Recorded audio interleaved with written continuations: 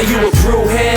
I'm a brewhead. Are you a brewhead? I'm a brewhead. Y'all are brewheads? Yeah, we brewheads. So pour a glass of craft beer, we can do this. Yeah. What's good, y'all? This is C Certified Brewhead, and welcome to episode 102 of Beer and Other Shit Podcast Adjunct series. This evening, we are back with, I think this may be, which is pretty bad for us to be honest, the first brewery from Massachusetts that we haven't on the podcast. I don't know what's going on there, but I'm glad we finally did it. And also, this brewery is fascinating to me. This is the value prop, or the concept of the brewery, is something that I personally have never seen before. So I'm really fascinated to get into it. So please welcome Colleen from Good Imperial Brewing in the building. Welcome, Colleen. So nice to meet you. Thank you. Nice to meet you as well. This is really great. So I'm super excited to hear about the brewery. I was, when you got in touch, I looked into you guys a lot and checked out the website and all your socials. So I'm seeing and getting the vibe of what you're doing. I've seen breweries literally doing the opposite, being session breweries where they're keeping everything under 4 or 5%. I haven't seen the opposite, so I am fascinated to get the story on that. First and foremost, though, I think it's beer time. We're going to start off with your flagship beer, Pulp Daddy. What a sick name. That is hilarious. It stands for something, right? The Pulp. So the original Pulp, before we launched Pulp Daddy, we had original Pulp, so it was just Pulp, and that stands for Paul's Ultimate Lupulin Protocol, named after Paul, our founder, who's a total science geek, and I guess wanted to go a little bit Big Bang Theory-esque with that naming convention. That's awesome. I love it. It's very evocative, Pulp being like, this is a juicy New England IPA at 8%. It's, it really gives you exactly the mental image that you're expecting. Put that hand down. I'm going to take a picture of that first and foremost. Tell us about this beer. What's the hops in it? What's the inspiration behind it? This is fascinating. Yeah, so I already alluded to Pulp being kind of the predecessor to Pulp Daddy. Yes. And Pulp was really our first foray into trying to do a good, juicy, hazy New England IPA. Okay. We had done only the second IPA that we had ever made was the OG Pulp, if you will. Okay. And that beer is phenomenal. It's still in our portfolio, but we wanted, kind of our next iteration to be even juicier, even hazier, kind of take that all up a notch. So Citra and Mosaic hops, wanted to get an even clearer kind of haze on it. And so when we were trying to figure out what the name should be, we just kind of internally were calling it Pulp Daddy because we knew that it was trying to be the bigger, better version of Pulp. And so we were like, oh, just Pulp Daddy on all the boards. And then it's like, oh, crap, we need to print some labels. What are we going to call this beer? And thus Pulp Daddy was born. And so many other daddies now in the Greater Good family. Oh, I love it.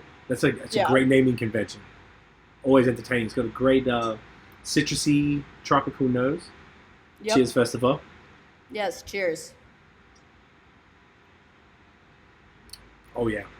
Body's great. We got pillowy, velvet. Yeah, total juice bomb, but so light-bodied. We call it Nectar of the hop gods. Because that's what it tastes like to us, for sure. I love that. I love it. I feel like I'm getting a little bit of talk me through some of the other flavor profile here. Sort of like some stone fruit. A little bit, some citrusy, a little bit of stone fruit, a little bit of orange juice I kind of get on it. Sometimes folks get a little bit of a mango taste to it. But really, I think just, true juice bomb all the way around. Yeah, really creamy. It's fantastic. It's surprising. 8%, obviously you can feel it, but it's insanely drinkable for dangerously drinkable for that ABV. Yeah, I would say that's, if there was a internal tagline for Greater Good, dangerously drinkable is probably it because, that was what the whole brewery was created behind, was trying to do big beers, but in a way that didn't have that boozy afterburn and just drank really smooth. And so that's, why we created the brewery. That's what we've always set out to do. So I think most people get maybe a little bit scared when they see some of the big beers, but the second they Totally. taste them, they're like, wow, I would not have expected. And we like to do some like guess the ABV tastings and stuff like that, and nobody ever guesses correct. Oh, I can imagine. Like this is a trip because it gives you. It probably kind of drinks more like a 6.5, as far as the sort of the warming, the booze warming. It's sort of like a lot of lower ABV ones are sort of built like a bit better these days. But usually, sometimes the this can start to you can really start to taste it. But obviously, if this is your expertise, this is what you guys do. It's not entirely surprising at all. This is fantastic. I checked on Untapped. There was like some insane, like 20 something thousand check-ins to this beer. I want to see what was going on. Like Jesus, that's amazing. Yeah, I mean it's by far our biggest seller. It's about 50% of our sales are Pulp Daddy. So we say that Daddy Warbucks paying the bills for us. I love it. This is great. This is really, really fantastic. So obviously, let's start before we get into the brewery itself. Let's start with you specifically. I forgot to ask you before. What was your position at the brewery? Yeah, so I'm currently Chief Commercial Officer, but taking on an expanded role soon. I don't know when this podcast is releasing, but Next week. Starting July 1st, I'll be taking over as CEO of the brewery. Oh, wow. Congratulations. Thank you. That's very cool. That's a great... How long have you been with the brewery? Only 6 months. So I consulted. I consulted for the brewery back in 2021, and really gelled with the team.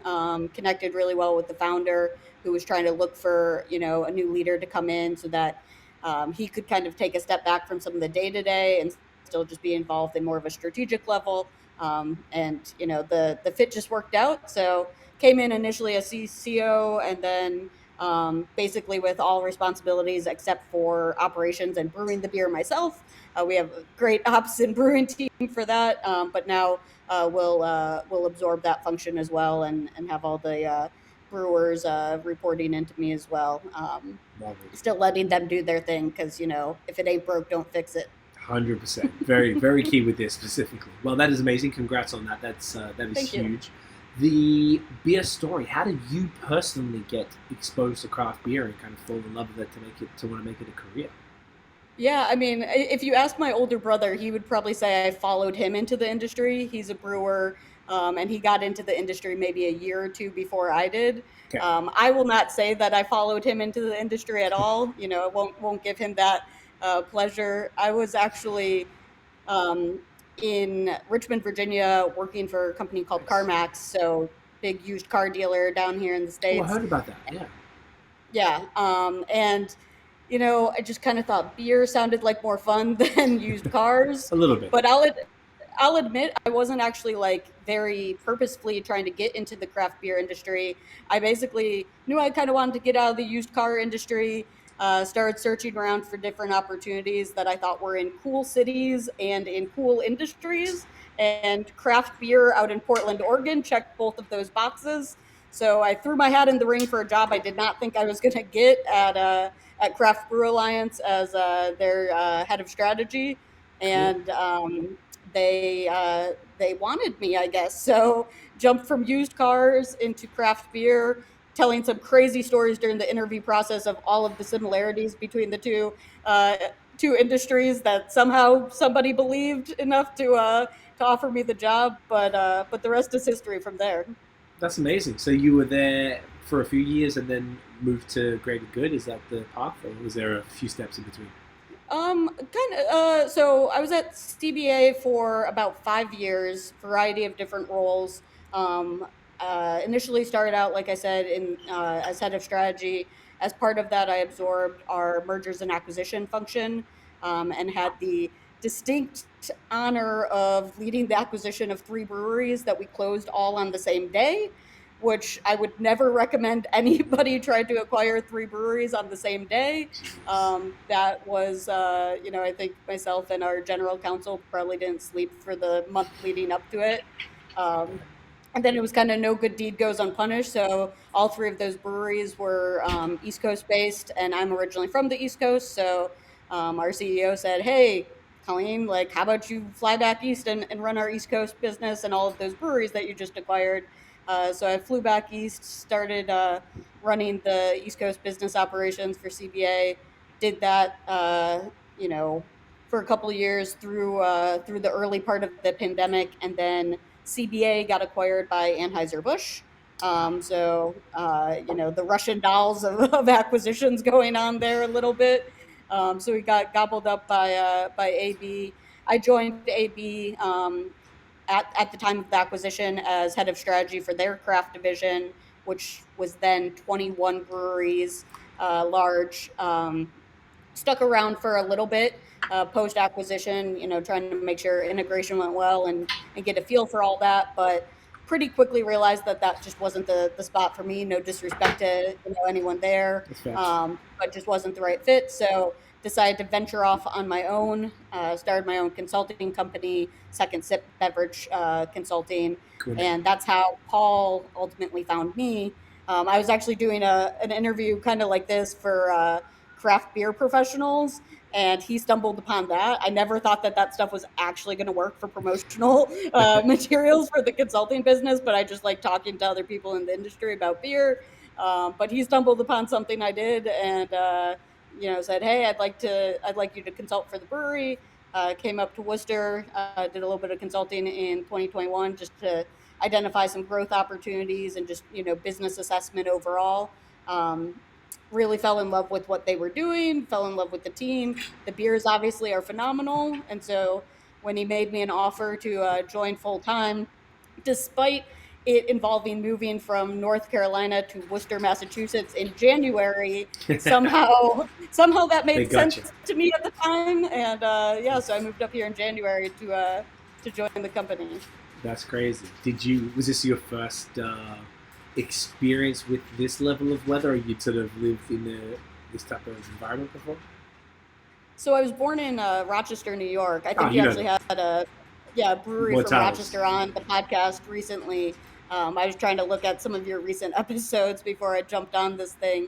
But originally from Rochester, but moved out when I was pretty young. So my blood has thinned a lot since then. So it had been a while since I dealt with the cold. That's for sure. It's not fun, eh? I can imagine, particularly from the West Coast and then from North Carolina, and then having to come back. We're in Canada here, so it's even worse. But it's kind of not too dissimilar, from what I understand. Yep. I know Vermont is like essentially identical to us in Montreal here, and you guys aren't too further south. The thing that always pisses me off is New York. I see their weather, and they're complaining. I'm like, it's basically summer, and they're complaining. It's Yeah, but It's I not mean, fair. Rochester, Buffalo, you get that lake effect snow, and that's true. that is not for the faint of heart. No, Rochester. I guess when I said New York, I meant the city, not the upstate. Yes. You're 100% correct, because Rochester's just around from Toronto, and they don't, they didn't get it easy there either. So, Nah. okay, fascinating. Where is it? What I was actually going to ask you how to say it. I thought it was one of those British names where you didn't say it the same. Worcester. Worcester, yeah. Worcester. Where is that in relation to people who know? I guess everyone knows Boston. Like, how far away? Yeah, is it so it's about an hour away from Boston. It's in central Mass, so if you drive about an hour west, you'll run into Worcester. Fun fact, it is actually the second largest city in New England, behind Boston. No way. So it is bigger than Portland, Maine. It's bigger than Providence. Um, you know, I certainly did not know that before I moved up here, but I think some Worcester folks have a little bit of a chip on their shoulder for being thought of as smaller than they really are. Well, we settled that here, so people know now. Okay, and I Yes. know too. Okay, that's awesome. So the brewery itself, are you able to speak to? I mean, for whatever sort of level of knowledge, being you've been there 6 months and you're about to run the ship, like just the bit of the story behind the brewery and its sort of beginnings, and particularly why the choice to go for imperial beers specifically or exclusively. Yeah, so I mean, the imperial concept was completely Paul's brainchild. So Paul's the founder.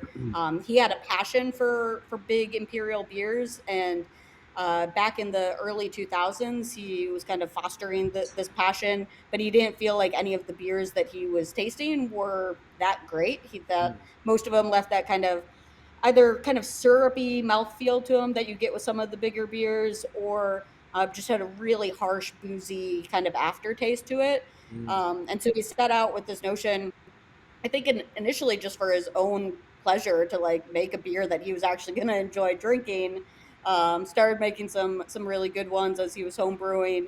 Decided to kind of test out whether or not he could turn this hobby into a business, just like a lot of home brewers do. So though interestingly, so Paul has a science background. He's a biotech and entrepreneur by trade. So he took a very scientific approach to starting the brewery. Wanted to kind of get proof of concept and really validate whether or not this thing was really a thing.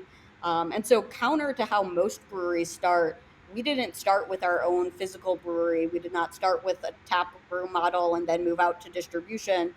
He started by, contract brewing in a couple different facilities, initially kind of scaling up, synced up with a distributor in Western Mass, commercial distributors, and said, hey, will you take a runner on trying to like distribute these, see if there's any traction out in the market?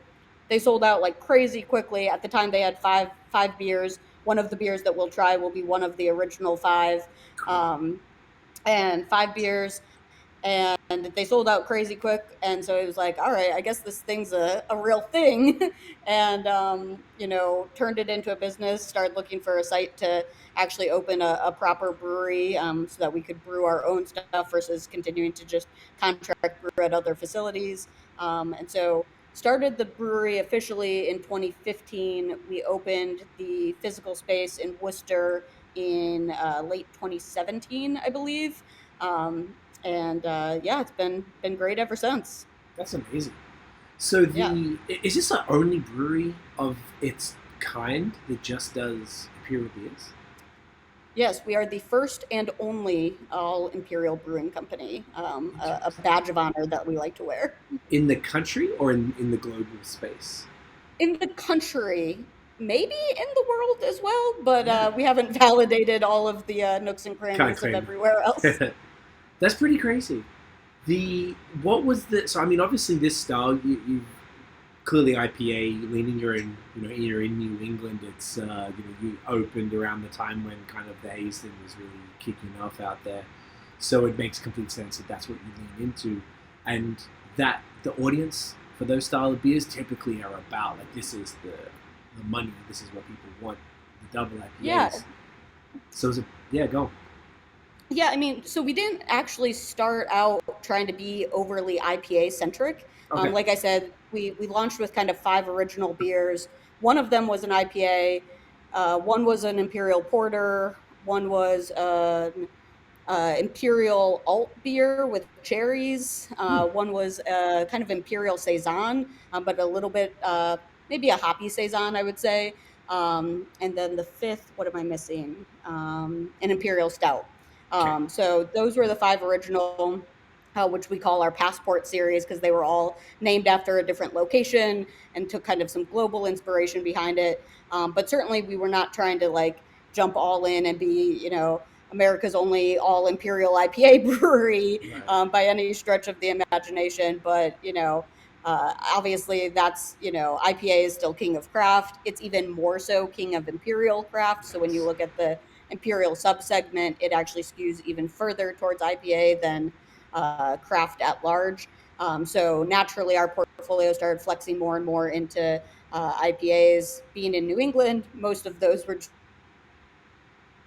kind of fit the trend and style up in this neck of the woods. But we're introducing a lot more style diversity, and that's still something that we really pride ourselves in, as we think about our vision for the future. We continue to say, hey, we want to be America's all Imperial Brewing Company. We want to be the authority on Imperial beers. That doesn't mean that we are just the authority on Imperial IPAs or Imperial hazy IPAs very specifically. So we need to keep pushing the envelope and, innovate and explore and really push the boundaries of all of the different styles and how we can imperialize just about anything out there. We'll try a couple of our Imperial sours a little bit later, which are, doing really well for us. But we're also got a few more experiments coming down the pipe of some different styles that aren't traditionally ever high ABV, but we're going to take a run at imperializing them. I was about to ask, is there a kind of a 2-part question? what are some of the other beers in the portfolio? Like obviously, like you said, tonight we're going to do some sours and some other IPAs, which is I'm stoked for. What are some of the other styles that you're continuing to do now, over and above the ones that you launched with? And what, if you can speak to it, like is there anything that's kind of been like ridiculous or fun that was like typically a low ABV beer, like a table beer or something, and you're like, let's make it 8%? Yeah, so I mean, we've got just about, we've got stouts, porters, sours, um, like we still have our kind of more like the saison kind of morphed into more of a Belgian IPA at Okay. this point. But right now pretty skewed IPA heavy in the portfolio. And so one of the first things that I identified when I got in was like, hey, we might need to slim down our IPA portfolio, create some more room in the portfolio for more innovation. And right now I've tasked the brewers with experimenting with an Imperial Blonde that we want to come out with later this year at our first ever Imperial Fest, which we'll host at the brewery, invite a bunch of other breweries to showcase their Imperial beers and kind of celebrate the high ABV beers out there. And so for that, obviously, we want to experiment and do a few different things. So experimenting with an Imperial Blonde. I've thrown out Imperial Lagers, Imperial Yes. Pilsners. It sometimes makes the brewers cringe when I say some of that, but I have complete faith in them. So we'll continue to experiment and play around with some of those. But I think the next kind of unique one that will come out will probably be that Imperial Blonde. That's going to be an interesting one. Have Yeah. you haven't done any sort of like Crispies or in the lager family yet? No, I mean, so we do have a like sister brewery, Sole Purpose, which is Sole Purpose Sessions that does exclusively low ABV stuff. It's basically only a Ah, tap. It's only a tap room offering, really, predominantly. We distribute it a little bit in our home market, but really we need to keep butts in chairs a little bit longer. And there's yeah. only so long people can stick around the tap room if they're pounding 8, 10, 12% IPAs all afternoon. So we do some Pilsners and lagers through that line, some session IPAs, Okay. but that's all under a different brand so that we don't kind of tarnish the greater good kind of brand discipline in being exclusively imperial beers. That So is we really definitely smart. know how to play with that style, but then it's like, all right, so just take it up a notch, man. Hey, I totally get it. I love it. I actually, one of your brewers followed me on Instagram today, and I checked his profile, and he had Sole Purpose. So I went and followed because it said it was based out of it, but I didn't look into it enough because I was like, well, I'll deal with that later. And I didn't realize that that's what it was. That's actually genius. Like looking at now, like checking out the Instagram and seeing what you're doing, like lots of like lighter crispies and I guess what's this like? It looks like a pale ale or something like that. Like that's perfect. So it gives Yep. people who maybe aren't into the big beers like something separate. Whilst, like you said, it's not watering down or altering the initial brand that really got you to where you are. It's that is Yeah. extremely that's very very smart. It's very cool. I love that because one of my questions was going to be how do you manage um, the consumption?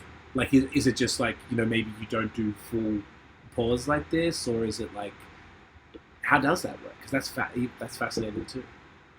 Yeah, I mean, so we only do 13-ounce tulips really at the brewery, unless you're a mug club member, and then we do pour some mugs of the big boys. But I mean, just like any other bar, right? Like the bartenders have to do a good job anywhere of kind of monitoring consumption, and you know, breweries don't tend to get as like crazy as like a traditional bar. So I mean, our guests are well behaved as they need to be, while still having a good time. And I think in general, I would actually say people are more conscious of it when they're drinking higher ABV beers because they know, like, oh, wow, this is 12%. I got to be mindful of what I'm drinking.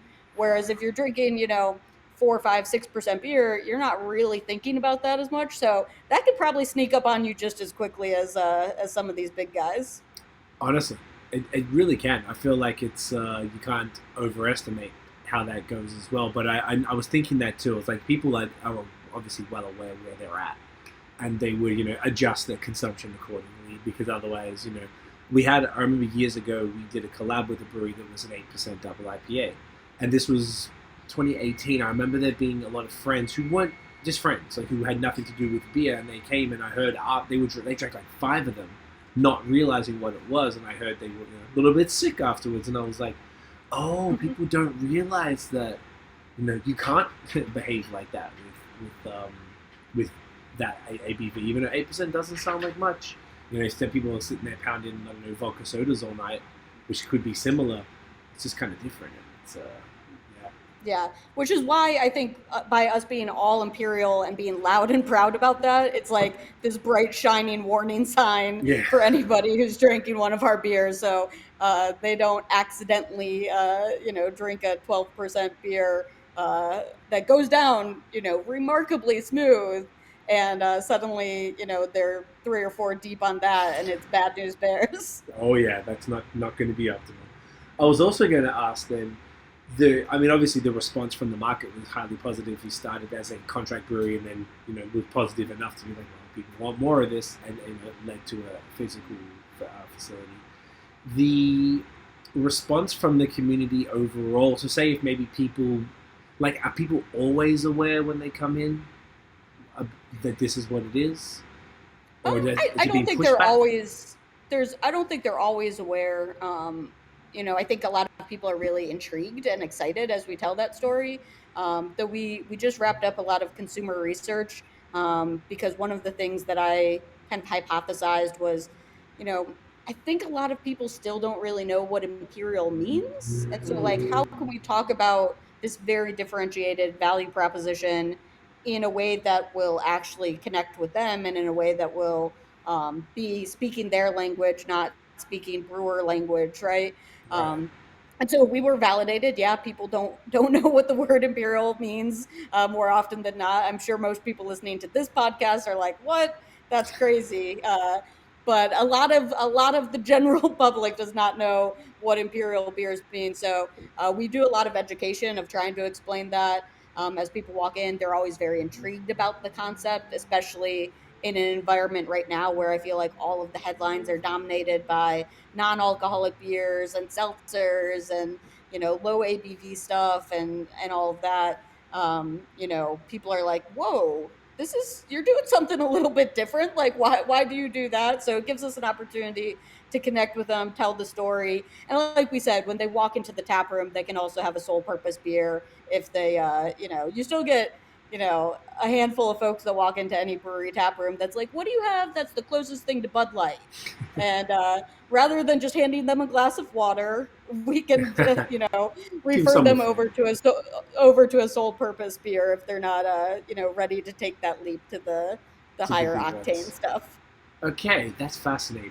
I also was thinking that based on where you're at, even with the knowledge now that it's the second largest city in all of New England, which is huge, the beer culture in Massachusetts would arguably, and this is kind of a question too, I guess, the general public would arguably be more knowledgeable or slightly more educated about beer because, I'm pulling this out of my ass, but because of the sheer volume of just incredible beer out there, I would hypothesize that maybe more people just know more about beer. So whilst it's become a trendy thing to hey, just meet at a brewery with a bunch of friends, often not all of them know anything about beer or even realize that it's made there or whatever, let alone what an Imperial is versus other different things. So is that accurate in any shape or form, that maybe the education's a little higher, so therefore you probably wouldn't have as many people tripping up as, say, if it was based somewhere that wasn't as concentrated? Yeah, I mean, I think that's true. I've been pretty fortunate to live and work in good beer meccas. So it's tough for me to have like a solid comparison, but I would say that's probably true just because of the number of breweries and how readily accessible it is around. But even people who frequent breweries all the time, a lot of them are treating it like it's their neighborhood bar, it's their community hangout, which is all awesome for the industry, but doesn't necessarily translate into experts. Sometimes it translates into people that think they're experts, or know more than most. But But there's still, I think, I think one of the coolest things about this industry is everyone can always be learning. I mean, even if you work in the industry, if you're not always learning and looking to see what other people are doing or what the next innovation is, then you're falling behind, because like there's always new stuff coming out and there's always something to learn and explore. Could not agree more. Well said. The I'd say, looking at the time, we just hit 30 minutes. I could, like, this is my problem. The first beer, I get a little always overexcited. And this is delicious. So, like, I don't want to put this aside, but we do, we want to make sure that we're showcasing a bunch of the beers. So, shall we move on to the pineapple IPA? Yes. Let's do it. Tell us about, do you have it right there? Or do you need to go fetch it? Oh, you are not messing around. The first one on the left. Tell us about what's the name of it? There she is. Look at that. Bigg Summer. Bigg Summer. Bigg Summer. So Bigg Summer is our current summer seasonal, hence the name. Very cool. It is a 8% Imperial Pineapple IPA. There you go. You're holding that up way better than I was.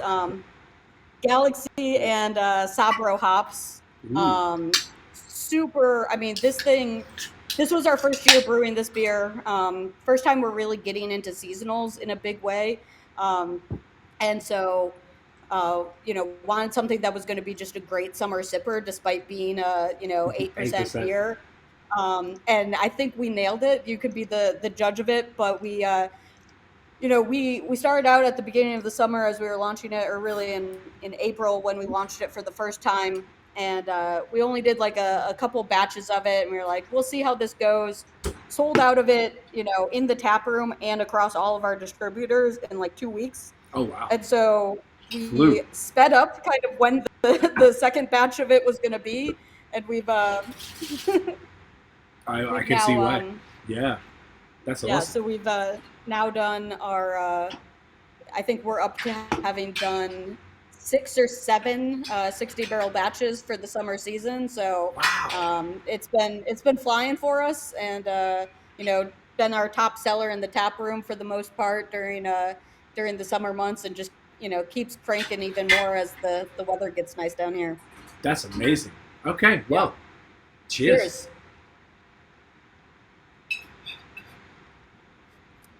Oh yeah. So the interesting thing, this is great. This works so well. I'm going to ask you a bit more about the pineapple. One thing I find particularly with friends of mine, I got one friend I'm thinking of specifically, he just doesn't like fruit in IPAs, a beer writer friend. And I find they can be kind of hit or miss. I think a fruit like pineapple is awesome because particularly I can already see obviously why you did Sabra, with the coconut there. You're bringing out the pineapple. This is money. I feel like you've got the no wonder it's selling out so quick. Like, it doesn't taste like sometimes it can be like a sticky mess sometimes, like to really get those ratios correctly, because you don't want to outshine the hops too much with the fruit. You don't want to sort of overdo it and make it this big sticky where it might as well be like a kind of a sour or something. How did you figure that out? Was this just like you just nailed it? Your brewers obviously know what the hell they're doing. This is cool. I mean, all the props in the world to the brewers. So right now we don't even have an operating pilot system. So we experimented this first doing, so we have a 30-barrel system at the brewery, but only 60-barrel fermenters. So for efficiency purposes, we always try to double brew. I think our first run, we did just do 30 barrels, and then it was tasting good. So we instantly brewed a few more 60-barrel batches, like that same, to be ready kind of right around the same time. Because with seasonals, you also have to nail that timing of when they're going to release. So you gotta roll the dice a little bit on it. But I just, give all the props in the world to our brewers of, being, appropriately light-handed with the fruit so that it doesn't come overpowering, but it complements the hop profile that we use. The Sabro, I think, was a brilliant idea, like you were saying, to balance that out in a good way.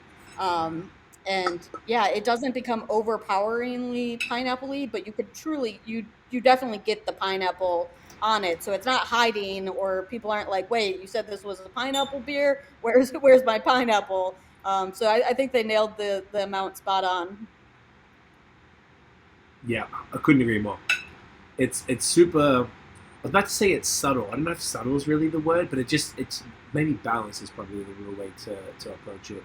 And Yeah, obviously, balanced is how I balance. normally talk about it. Yeah, it's like you can tell that it's there because it's got this extra kind of tang that normally maybe wouldn't be in a IPA with these because the flavor profile obviously isn't out of the ordinary for anything else, but you just know it's a little juicier. There's something Yeah. else kind of going on. I feel like I'm getting a bit of is this? I often get it confused. Is it kind of a little dank or is it a bit of hop burn? I So I love think both. it is a little bit danker than most, especially coming off of Pulp Daddy into this. Yeah. You definitely get a little bit more like bitterness to it than you would on a Pulp Daddy. Um, but I think that's also maybe a little bit of the coconut that you get on it that gives kind of that dankness to it as well that comes from the Sabro hops. Okay, that makes sense. Also, maybe there's a bit of yeah, that makes complete sense. It almost is like either the dank slash like piney resin mixed with maybe a bit of citrus pith, that kind Yep. of thing. I was looking this as you were talking before of the tasting notes here as well, like the stone fruit, which is that I usually associate the stone fruity thing with a bit of that kind of dankness, but this is Yep. awesome. This is really good. This is once again. Oh, I got the pineapple heaps on that right. Yeah, Yeah. and it was funny kind of because this was probably the first beer that I really had an active hand in coming up with the concept and the naming of it.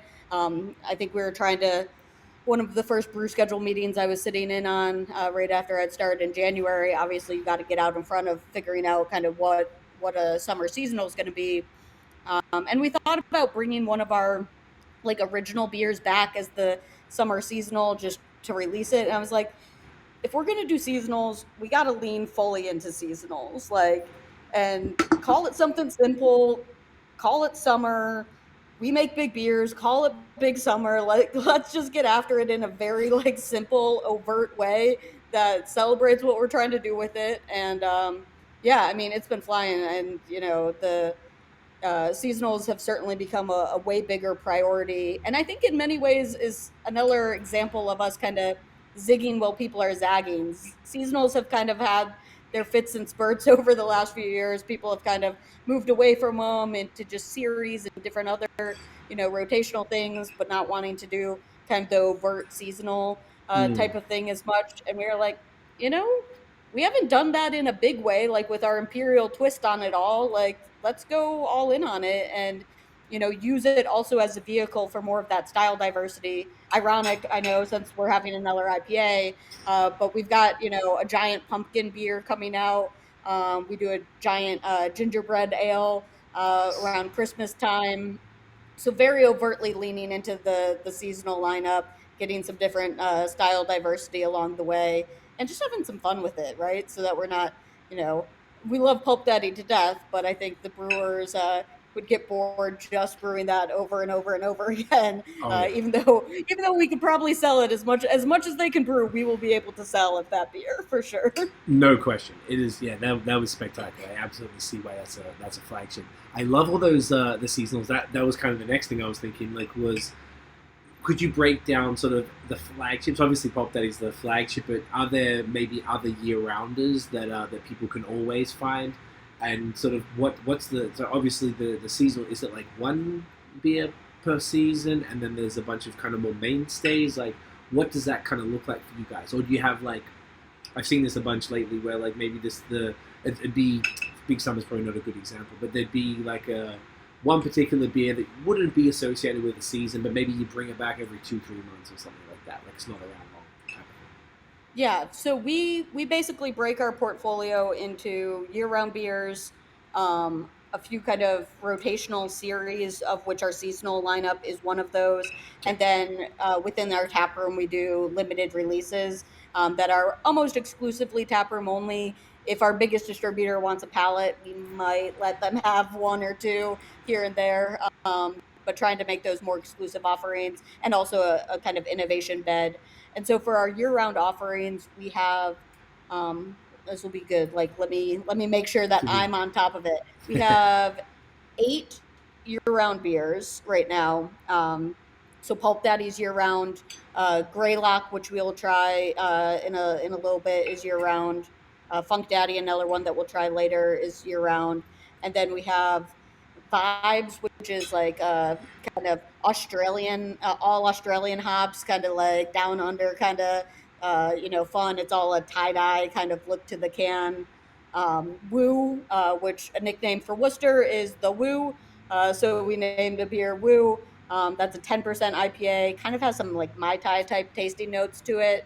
So a pretty interesting one there. Lucidity is our clear IPA, so that we have some option that is not hazy. We've Gotta got a beer balance it. called Good Night Moon, that is a chocolate milk porter.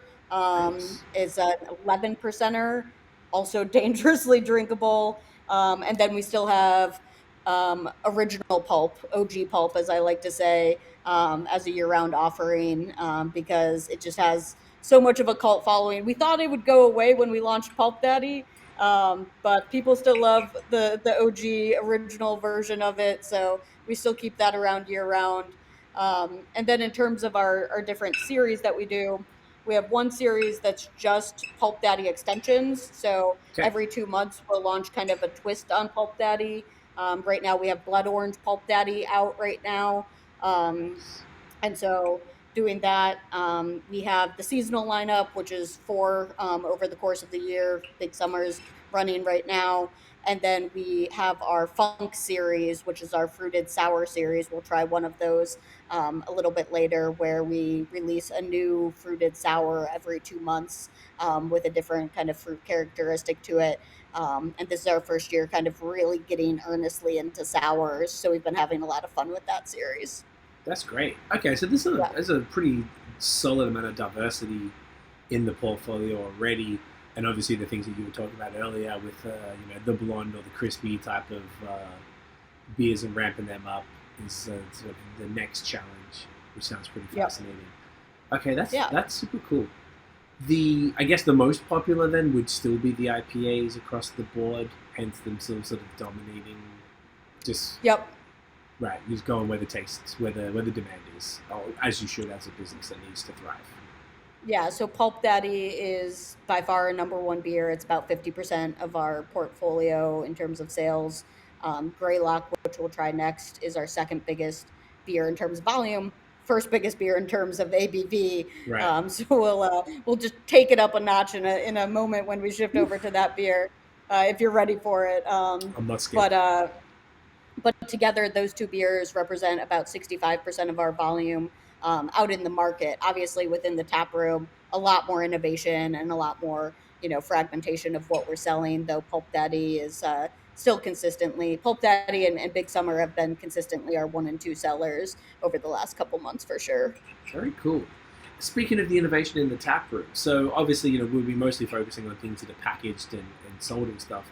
I imagine you're sort of just pumping out keg only things just to. Oh, you said you didn't have a pilot system though. So if you're doing the So we don't have a pilot system. So we do 30 barrel batches for our taproom only stuff, which Okay. sounds crazy. That's pretty Probably big. to some.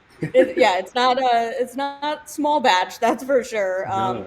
But 30 barrels. But we can and keg everything. So we have pretty solid beer to go business. Oh, great. People buying stuff online and coming to pick it up at the tap room. Folks coming in buying cases out the door. So we do a pretty steady amount of cans to go. Because like I said, like imperial beers, there's only so many that you're going to drink while you're at the tap room. It is much more of an off-premise occasion, much more of an at-home occasion for those, because you feel maybe a little bit safer drinking a few 12% beers when you're at the comfort of your own home versus It's having true. to figure out your way home from the bar after that. I can absolutely imagine. Like, yeah, I can see sort of you'd be swinging by and you'd grab yourself a case or a bunch of 4 packs of some stuff there, and then grab a pour or two of some of your faves, and then head off, as opposed to Yeah. maybe doing that. I can see that a lot. That's really smart, though. I mean, it makes a lot of sense that based on the style, it is definitely just happens to lean into the package business. So it's great that you do have everything packaged. So that Yeah, and I mean love that. it certainly helped us out through COVID. Yeah. I think we are probably one of the only craft breweries out there that had a higher percentage of our business in package pre-COVID than we do now. So we were 90% packaged product pre-COVID. Obviously, that went to like basically 100% during COVID, like it did for so many others. But it's really just since restrictions and bars started opening that we've actually earnestly got into on-premise business in a more material way. So again, kind of I feel like the headline for Greater Good is like, we're we're the like counterculture. We're zigging while everyone's zagging. Like our whole history just feels very backwards relative to probably a lot of the other breweries that you think about when you think about their trajectory of starting draft only and then jumping into package, and just everything's kind of flipped on its head over here, which was one of the things that excited me about coming to Greater Good, because doing something completely different, having a really different growth trajectory that have gotten them to where we are now, and having a lot more kind of creative optionality for how we think about growth going forward than some other breweries might have to have kind of the standard playbook for how they grow from hyper local taproom only to regional to a little bit bigger through concentric circles. We're not as handcuffed by just being a local Worcester brewery. We obviously love our Worcester beer community, but we feel very confident when we talk about ourselves as America's all imperial brewing company, and the growth aspiration that kind of paints for the future of the brewery. Love it. I love the way you're talking about this. By the way, I feel like I own a business and I'm in a marketing agency and I studied marketing, so I feel like a lot of breweries are sort of, there's like different approaches to it. They're, just people just happy to be making beer and doing their thing, and like because I really value and appreciate the other stuff. I love the way you're talking about this. This is hitting the spots for me. I appreciate it. It's I know. great. I'll admit I was like intimidated coming on. I was like, I bet he talks to mostly brewers. I don't make beer, I so talk to everybody. I look at the industry maybe a little bit differently than some of the brewers that you chat with. Have a ton of respect for kind of the skill set that brewers have. Not personally a skill set that I have, but it gives a different angle to look about and think about the industry from. Oh, for sure. I look for we've been doing this for 7 years, so over the years you talk to basically everybody in every position, front of house, back of house, whether it's production, ownership, head brewers, like marketing people. It doesn't really matter. I would just say that the conversations typically don't hit the things that you're talking about, but those are the things that outside of beer, that the stuff that I'm talking about with my partner and all the business stuff that I'm doing. And I find that one thing about beer that I think people forget, that it is a business, and the way that you're talking about it is, maybe some of the purists are just like, oh man, it's just, let's just stick to the beer. I'm like, well man, that's people do have to understand it is a business and you do have to approach it like this. So I kind of get off on it. I love hearing the concept of beer, which is something I'm passionate about, be put into the context of the actual, value prop and the way that you're approaching the market and the segmentation and all this stuff. I know, I think it's really cool, and I think it's actually important for both the audience, the beer drinking audience, to maybe be reminded from time to time that, hey, the people who you respect who are making this stuff have to also deal with what, you, Colleen, are talking about right now. And maybe to the other industry viewers that we have, I know we have a decent volume of industry folks as well, and, I feel like it's actually teaching people some stuff who may not, not every brewery can have a you around, like someone in your role that brings what you bring to the table. Obviously, Greater Good is a brewery that's probably a little scaled up.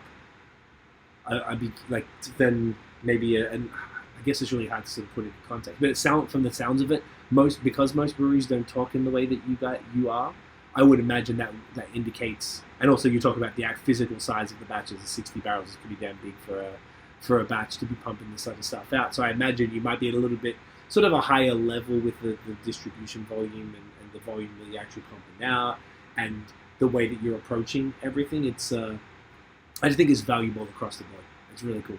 Yeah, we'll do probably about 12,000 barrels this year, for context for everyone.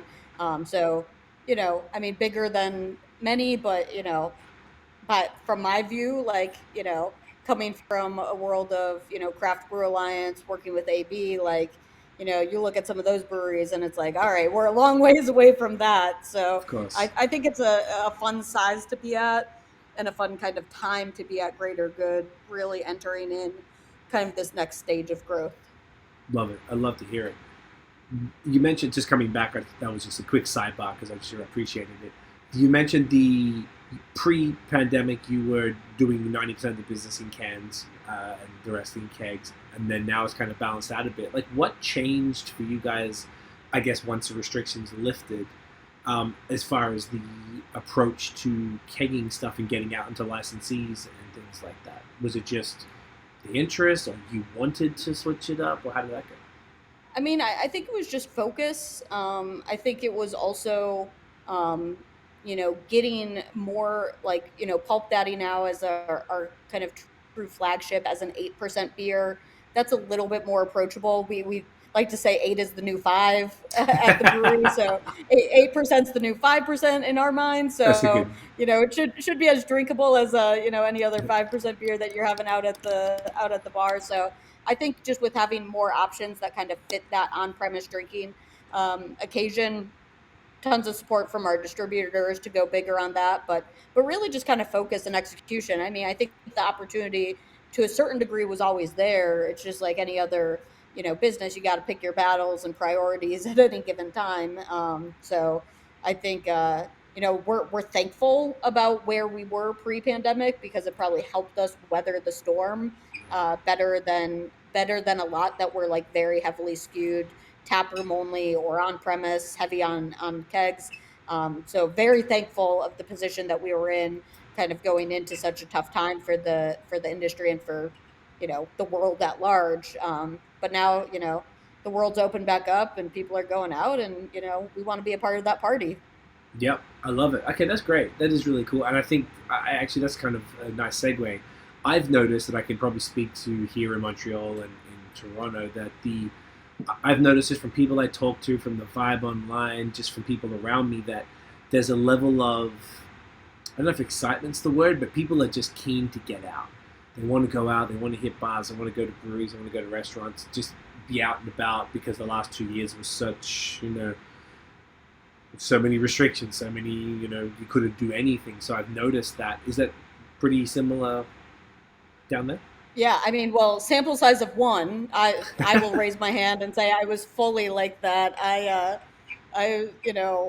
was bouncing off my walls, kind of ready to get back out after lockdowns were lifted, going to stir crazy. I don't think I had been at home for that length of time ever. My job during the pandemic had me traveling about 80% of the time. Like I said, at the time I was covering the full East Coast for Craft Brew Alliance. So I had 22 states in my territory. So I was always on the road to different markets. And you go from being kind of always in a different place, always connecting with different people, to suddenly trapped in the like four walls of your apartment. And I was like, man, if things don't change sooner rather than later, we're going to have to pad these four walls, because I was definitely ready to get back out. But, beyond myself, I think we're definitely seeing it across, consumers broadly, of just, ready to get back to some level of normalcy, right? The return to normal probably isn't the right way to think about it, but, living in this new normal and getting back to being able to have some fun and go out and socialize.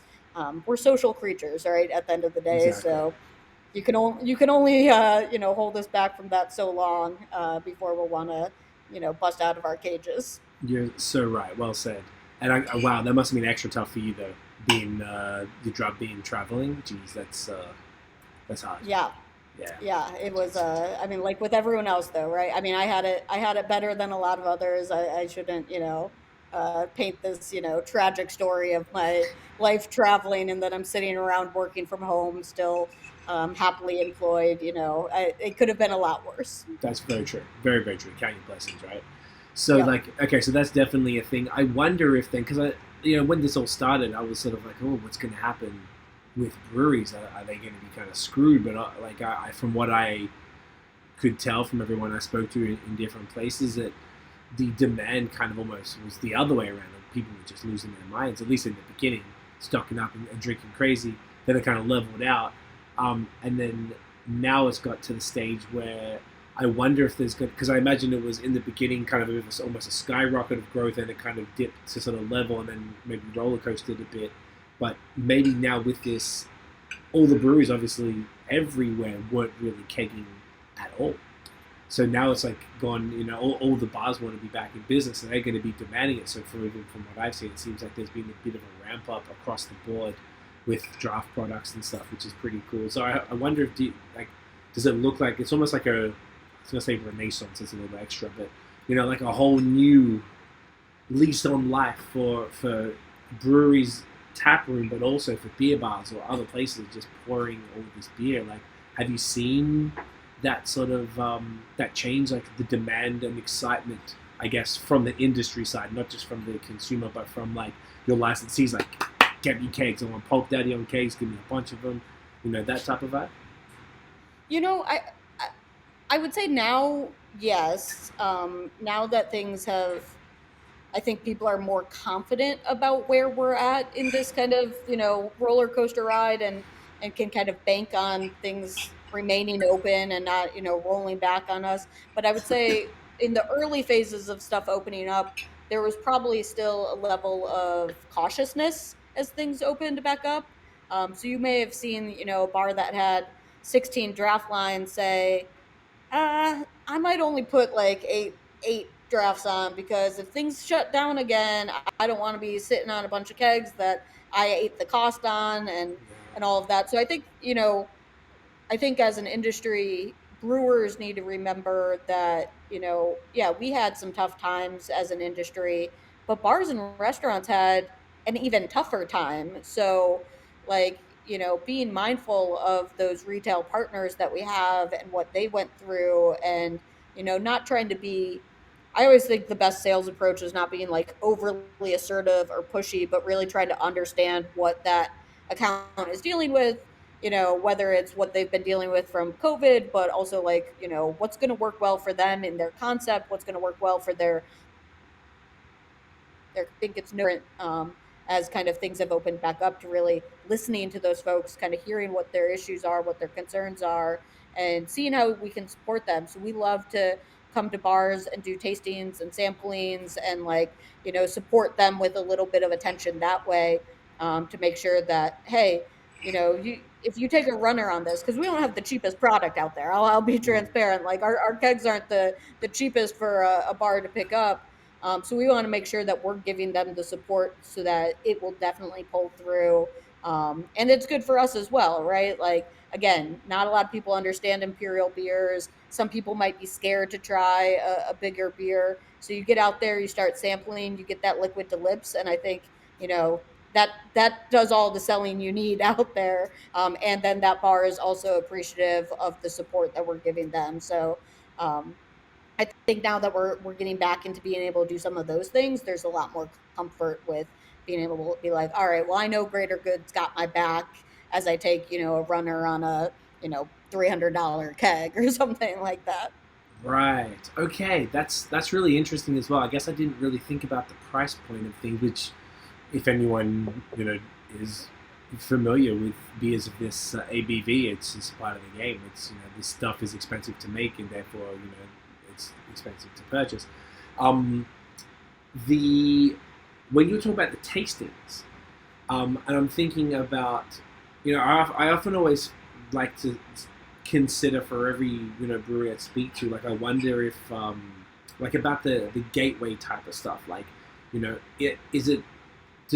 you able to convert newer drinkers, or maybe sort of baby beer drinkers, if you want to, newer folks to the thing, or they just, like you mentioned earlier, like the Bud Light drinkers, where you give them sole purpose pills or something, and they're like, all right, yeah, I can do this, and then once they sort of graduated from there, like when you're doing the tastings and stuff, like what's that sort of process looking like for whether, for conversion to the larger styles? Because I guess that's really what I'm thinking of here, is that maybe people like, oh, IPAs are too hoppy. That's usually the one thing people don't understand what IPAs are. And then 8%, like, oh, that's, or it's sometimes the opposite way around, actually. Like, people don't understand that 5% is very is fine.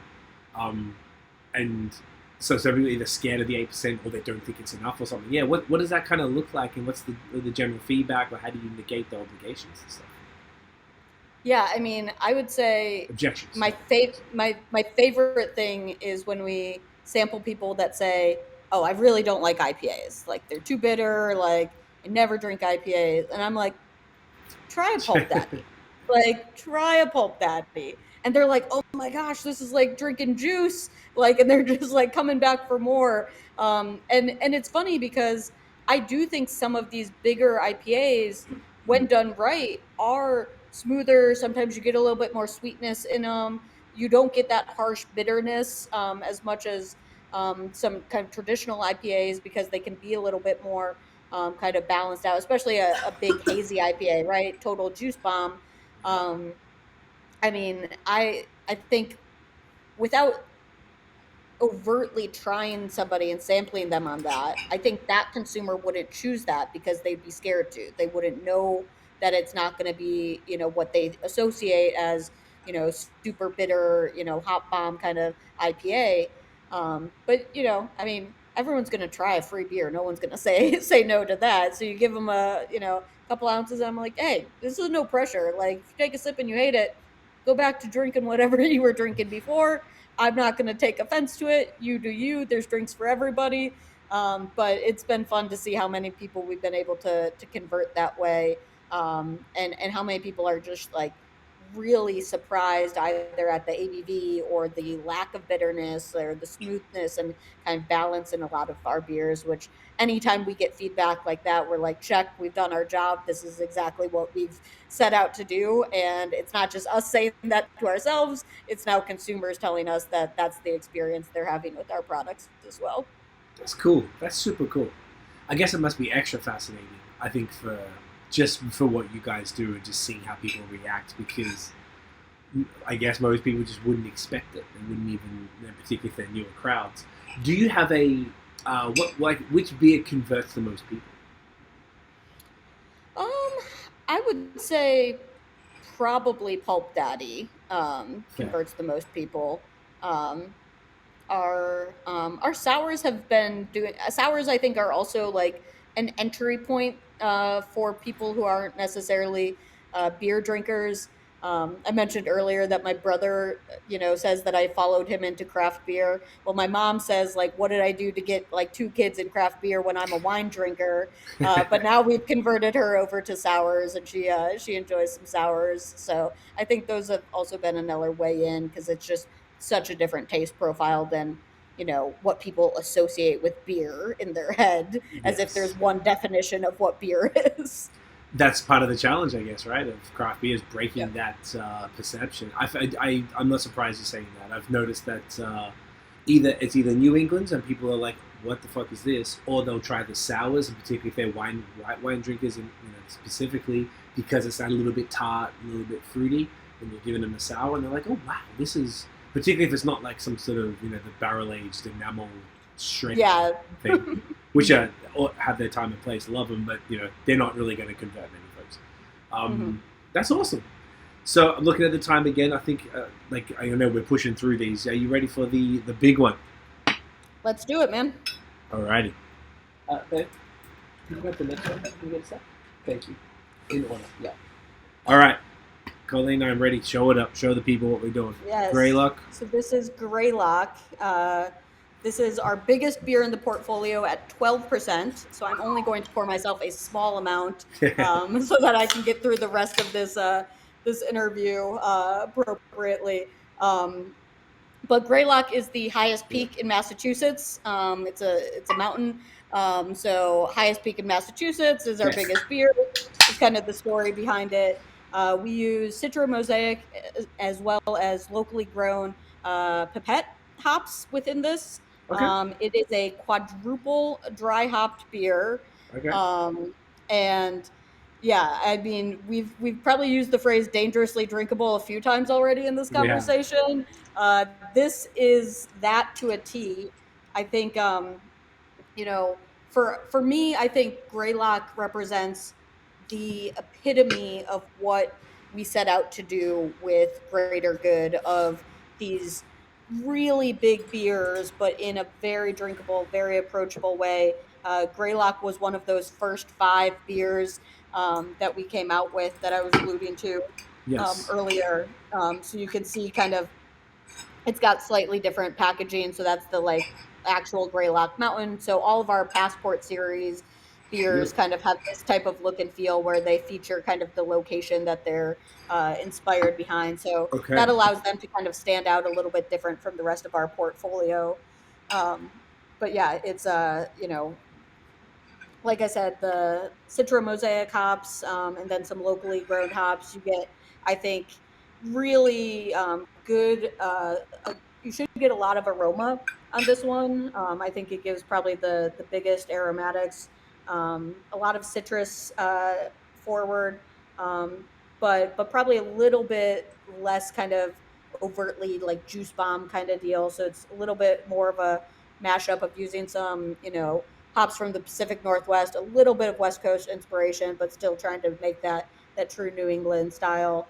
I think you get a lot of grapefruit on this, Okay. and Yeah, then I get that. maybe a little bit of like orange or passion fruit, some a little bit more tropical citrusiness. But I tend to get more grapefruit out of Greylock personally. I can get that for sure. Cheers. Cheers. Sorry, I jumped the gun on Mm. that one. Mm. Please. Okay. Grapefruit for sure. Honestly, that you mentioned earlier about failing blind ABV tests. This doesn't taste like the body is insane, but I would Mhm. not be like, yeah, that's 12. I'd be like, yeah, that's 9. Yeah. Jesus. Yep. This is, yeah, I'm definitely going to take this one easy. Fuck. Yeah, most people I would say guess like 8 or 9. Maybe Tops. when you ask somebody, they're always like, "Oh, it's got to be big." So some people will say 10, thinking that they're overshooting it, and I'm like, "Nope, keep going." Yeah. Jeez. Everyone's certainly surprised to hear that it's a 12%er. Wow. What was this particular one? I mean, 12% is extraordinarily bold. What was the sort of thinking behind like going this? This is like the definition of go hard or go home type of thing. Yeah, where was Paul coming from releasing something like this? Yeah, so like I said, Paul has a sciencey kind of background, so he wanted to test things pretty scientifically. Mm-hmm. And part of doing that was our first 5 beers, I think we had an 8, 9, 10, 11, and 12% beer so that we could see, like, hey, are Which people worked. gravitating toward, like, which end of the spectrum are they gravitating towards? We had 5 different styles in that. So it was like, what style are they gravitating towards? Really, again, trying to get that proof of concept out there.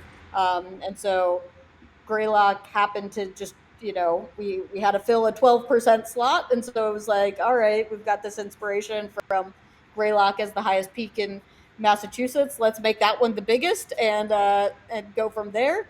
Um, but yeah, and like I said, all 5 of those beers really landed really well, and we've kept Greylock around ever since. It's now our second largest brand, and we're really proud that both Pulp Daddy and Greylock, despite being as big as they are and definitely kind of 1-2 flagships for us, they are still growing like gangbusters for us. So collectively Good. up about 20-25% year to date, which is phenomenal growth to see off of the 2 largest brands in your portfolio. So Yeah. definitely makes me happy from that lens. Oh, I can totally see that. It's fascinating to me that of all the ones that are like the second most popular, that it's this one. Why do you think that is? Is it like if people will get excited about everything that you're doing is big anyway, but this is the biggest of the big, or is it just like, wow, I don't think I've really seen a 12%. I mean, I think I might have maybe had one. Because in Canada, they got some ridiculous rule where I think the highest ABV you can legally have the beer is 11.9, which is, so it's like, brewers would say, yeah, the beer is 11.9 type of thing. Yep. Wink, wink, nudge, nudge. Exactly. So, like, I don't know if I have intentionally, I mean, that's for package stuff, I think, if you're distributing it. But I don't recall off the top of my head something this large. Yeah, I think that's what does it, to be honest. It's like a little bit of a unicorn out there. You're not going to find a lot of beers like Greylock. And so, I think within craft beer, if you're a, a craft beer consumer, you have a hankering for always trying to explore and try different things. And so when somebody sees a 12% beer, it's like, all right, gotta see what that's all about, right? And candidly, I think a lot of people try it assuming it's going to be bad. Like, you talked a moment ago about like what converts the best, and I think Pulp Daddy for sure does that. But Greylock is what we get the most surprises about when we're at a tasting for sure, and we talk about Greylock. We explain that it's 12%, and you get some people that are like, "Whoa!" Like start handing you the beer back. Like, I don't know that I want to try that. And I'm like, just try a sip. No You're one's fine. gonna get hurt. You'll be Yeah. fine. It's just a sip. And then they're like, whoa, I would not have guessed that's 12%. You see them finish the rest of their glass, and I'm like, all right, well, you just had a nice beer shot. Congratulations. You're now a Greylock lover. Welcome to the family. Yeah. That's crazy. I kind of guess I'm not surprised because you're right. It seems like the shock value of something that big that is actually fantastic. It's it's super interesting. It's just such a unique and difficult thing to do, and I think maybe I don't know if we've really gone into that yet, but I don't think we can really overstate how hard it is to make high quality, high ABV beers. Um, it's almost like you got the. It's really difficult to make really tasty, very low, like extremely like 2% beers and stuff. But Yep. it's like it's very difficult to make. This can very very quickly get like we talked about earlier. Get particularly with the fruited IPAs, get this sticky mess with too much malt and not you could overdo the hops or anything like that. I mean, I guess that speaks to the skills of the brewers and obviously of Paul with the recipes and the whole team Yep. with putting this together. It's very impressive to be Yeah. this And consistent. yeah, I would say also the specialization in it, right? So I think it is tough for most brewers to nail something like this. But if you are doing exclusively 8% or above, and that is your like bread and butter, that is what you like eat, sleep, and drink, that is like your whole universe. I'm not like I'm not letting them, diminishing the skill set that our brewers have, but part of it is just, their experience doing exclusively big beers helps them kind of perfect the way to do this well. And I always say, yeah, every brewery now probably has a double IPA or an imperial something in their portfolio. And the Yeah. way I talk about that, is I love to see the segment grow, but for all of them it's a side hustle, and for us it's our main hustle, right? It's our only hustle. Like, and so from that lens, if I walk into a bar and they've got, I'm not going to kid myself and say that they're going to have multiple high ABV draft lines on. They might have one, maybe two. Um, but if they only have one and it's not coming from America's All Imperial Brewing Company, that bar is doing themselves a disservice. Or if they have two, come on, you're not going to give us at least one of those high ABV handles. So like, from us, I think we try to wear that positioning very loudly and proudly and use it as a big reason why, we deserve the placements that we get. Because, if you're gonna go big, like, do it from the guys that exclusively make big beers. Could not have said it better. That was perfect.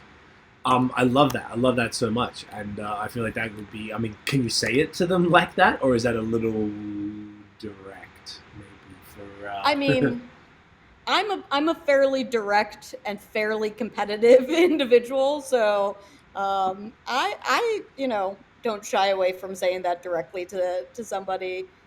Every salesperson has different styles, so I don't expect all of my sales guys to take that same approach. And you got to kind of read the room a little bit to see Of what's going course. to resonate or not. But I for me, it's not being cocky or obnoxious. It's just being like, hey, this is what we do. It's different than everyone else. And like, any other brewery is going to walk in and talk to you about, their high quality beer, and there's tons of great beer out there. But no one else is going to walk through your door telling you that they only do this one thing. Mm. And so, take that for what it's worth. Like, but from my vantage point, if you're gonna like try something, you might as well try it from the experts. Facts. I love that. That is so Yeah. cool. I had a thought. So I want to run this by you, and I thought about this when I knew we were doing this. So over the last 2 years, obviously, people are probably drinking a little more than they usually would. And I had a brewer tell me recently, like not on the podcast, just we are having a chat, and he was like, they noticed that their sales for double IPAs from both the consumer side and from distro were dropping a little bit. And they do anything from like 5% pale ales, like the 6 to 7% IPAs, and the 8+ doubles. And they were just saying they noticed that the interest is waning a little bit in the double IPA, so they've been leaning into the lower ABV ones and trying to work on improving the body and getting sort of a bit bigger bodied, lower ABV beers, because they thought people were, like you mentioned earlier, these type of beers are just expensive by nature. Everyone knows it. If you drink these beers, you're going to be, putting your money up for it, and so you should. And then two, it sort of hits the waistline a little harder. These, a little more calories, more sugars, so on and so forth. So being that this is your entire business, and obviously, and this is why I'm curious, because obviously you're killing it, that might have been just this was completely anecdotal observation for one brewer in one province type of thing. But I was just curious to see, has there been any, you've got sole purpose as well, so it kind of almost negates my question to a degree, but I was just curious, have you seen any pendulum swings? Like, I've been asking everybody that I know in the beer, I'm like, what do you think? Like, what's your vibe on all of this? And everyone's like, yeah, I'm still drinking doubles, I'm loving them. I haven't had anyone be like, no, I'm done with that, man, I'm only doing so curious your thoughts generally about that. Yeah, it's a great question. One that we think about a lot, one I get asked a lot about in settings like this. And so I think there's two kind of main things that I would hit on. One, imperial beers are still growing, and I think, without getting into it's kind of a tough subsegment of the category to always get like really clean data on. But if you just look at like IRI or Nielsen, and you look at kind of the top beers out there, right? Like, let's not try to like boil the ocean and look at every imperial beer and how it's doing, but as reported by IRI and Nielsen, the number 2 craft brand behind Blue Moon, which you can debate all day whether or not that's craft, but within that reporting set, Blue Moon counts as craft. Number 2 behind that is Voodoo Ranger Imperial IPA. So not like regular Voodoo Ranger, but their Imperial version. And that beer is massive now. And huge props to the folks at New Belgium for what they've done with the Voodoo Ranger series. I think, a lot of folks in the industry are looking to that and being like, wow, that was very successful, very interesting and strategic branding to kind of separate it from kind of their core lineup. But for me, as running an imperial only brewery, I get so excited that the number 2 brand of craft beer in the United States is an imperial IPA. Because if that doesn't lend, validation to what we're doing, or that there's potential there, I don't know what does. So that's kind of one piece that I would say that empirically, I think the data would suggest that imperial beers are still growing. They're not going away, despite any kind of anecdotes. The other thing I would say, kind of hitting on your point around consumers moderating, or you see all these non-alc trends or trying to watch calories and all of that, people moderate in different ways, right? Moderation for some people might be sober January. Moderation for other people might be, I'm now only drinking seltzers because they're low calorie, or I feel like they're healthier. Moderation for other people might be, all right, I'm only going to have 1 or 2 big high quality beers instead of crushing 6 or however many beers that they would have had in a previous drinking occasion. So I think that can look different for a lot of different people, and I think we can't be quick to kind of typecast moderation as kind of one trend, because there's so many different facets to what's going on there. So I don't think that we are a bad option for people that are trying to moderate in different ways. I mean, in a lot of ways, like, Paul, as probably the, founder, creator of the brewery who wanted these big beers, like, he's like, I wanted it so I could have like one nice beer. Like when somebody has like a nice old fashioned as a nightcap, like why can't that be like a Greylock instead, right? You're not trying to like party with them and slam a case of them back with your friends, but you can moderate and still get kind of that sensory experience that you're looking for, that enjoyment, without consuming a bunch of them, and it kind of gets you there off of one beer. So again, lots of different ways for folks to moderate, which I don't think, maybe contrary to like the more obvious thing would be like, really, you're an imperial brewery and you're going to talk to me about moderation? But I think we've got a role to play in that trend as well. Interesting. I really like that last point about having one quality beer. I was talking to my friend about it maybe 2 nights ago, and I was like, yo, what do you think? And he was saying that he doesn't quite feel that most of the single IPAs or whatever have the same level of body. So when he really wants that more richer drinking experience, he wants the double. And I was even thinking for myself, I feel like overall, even we do the beer podcast and all this beer stuff, I'm still not a big volume guy. I just can't do it. My body doesn't work so much for me. So I tried, since the pandemic, I tried to regulate my drinking in the days of the week, and I've kept certain days that are off. And Wednesdays were supposed to be off for me, but instead of taking it off, I turned it into the big beer Wednesday. So I'm not having start the night with a lager and then go into an IPA. We're doing my usual kind of thing.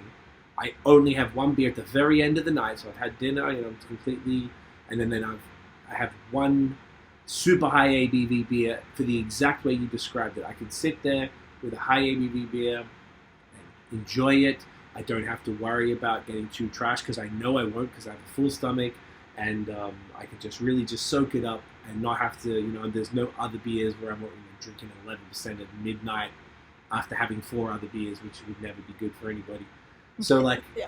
You're so right. Like I feel like I can very much align with that thinking, that it sort of allows people to have that high quality, and you can enjoy this Greylock, which is, this is like it doesn't have to be a treat, but it kind of feels like a treat. For sure. So what I'm hearing is you need me to send you more beer for your Wednesday night big beer sessions. I would be honored. Yes. Awesome. No, it just makes complete. My friends always laugh at me because I'm like, it's a no drinking night. Then you have the biggest possible drinks, and if my girlfriend splits them with me, then I get to have 2. So yep. To get to have a couple different ones, because as a beer person who's been in the industry for a while, like yourself, I imagine you would have an unintentionally large cellar of just stuff that just happens to be, because beer people are incredibly generous at all times, and yep. You just end up with stuff.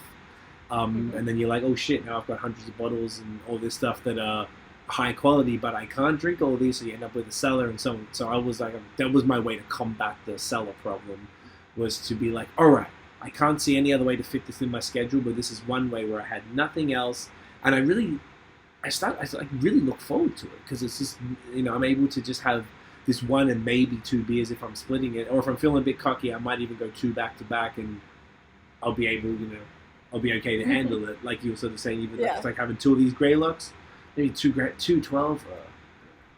That's a lot.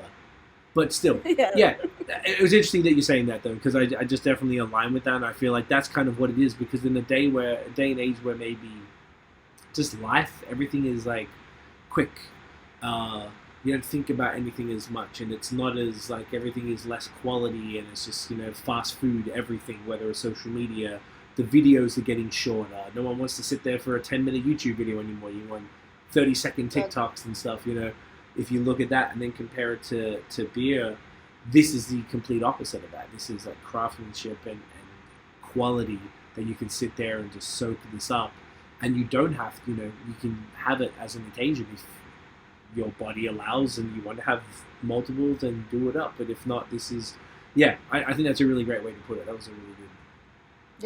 Yeah, I mean, like I said, zigging while everyone zags.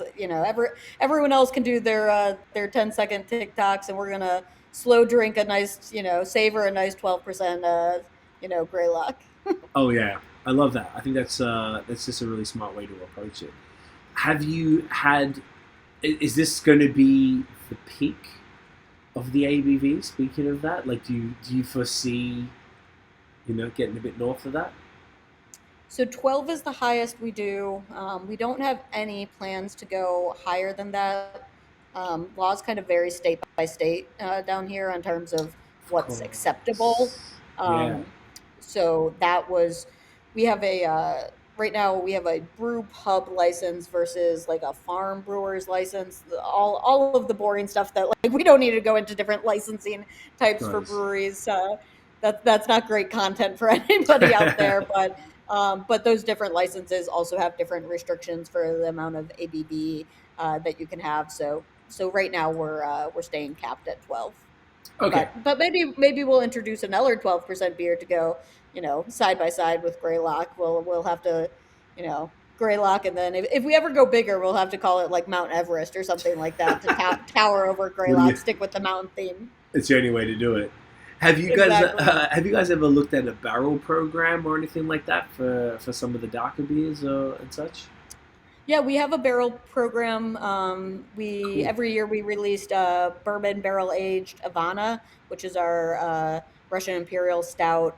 Um, it always, goes really well. So I think yesterday or 2 days ago was like National Bourbon Day. All of those like made up holidays that exist just to give us an excuse to drink something different or do something different. So I know we were posting about our bourbon barrel aged Havana on social media, So, but we launched that every year right around November.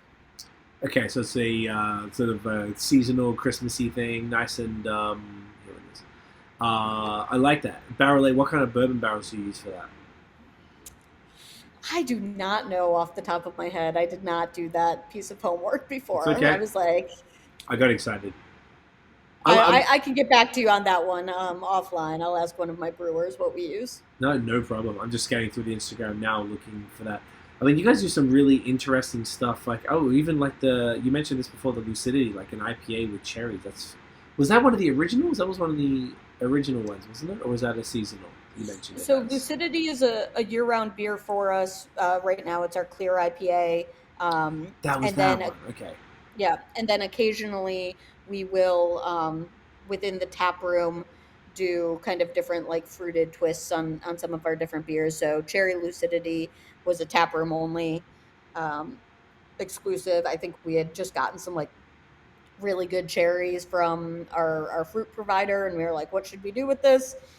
Let's throw them in a batch of Lucidity and see how it turns out. We were able to launch it right around Valentine's Day, so it had a really great Perfect. kind of pink color. And again, it's fun always to have some of those tap room exclusives. For me, cherry, like I'm not the biggest fan of cherry as a flavor, but it was selling like crazy, man, in the tap room. And you'd walk around the tap room and everyone's drinking these like vibrant pink beers, and it's like, all right, guess it worked, man. Valentine's Day, you can't go past it. People love the bright pink Yeah. beers. I just found the Havana here. That looks awesome with the choc chips there. Mhm. Tapping it. There we Yep. go. Yeah, nice little Yep. 10%. I even saw you had an Imperial like oatmeal stout at 8%, which is super cool as well. Yeah, we did. It was called Java Mocha Chip. It was Yeah, our like January, February, March seasonal. Yep, there it yeah, is. Um, beautiful really shot. good. Yeah, so good. Um, Perfect ABV for that.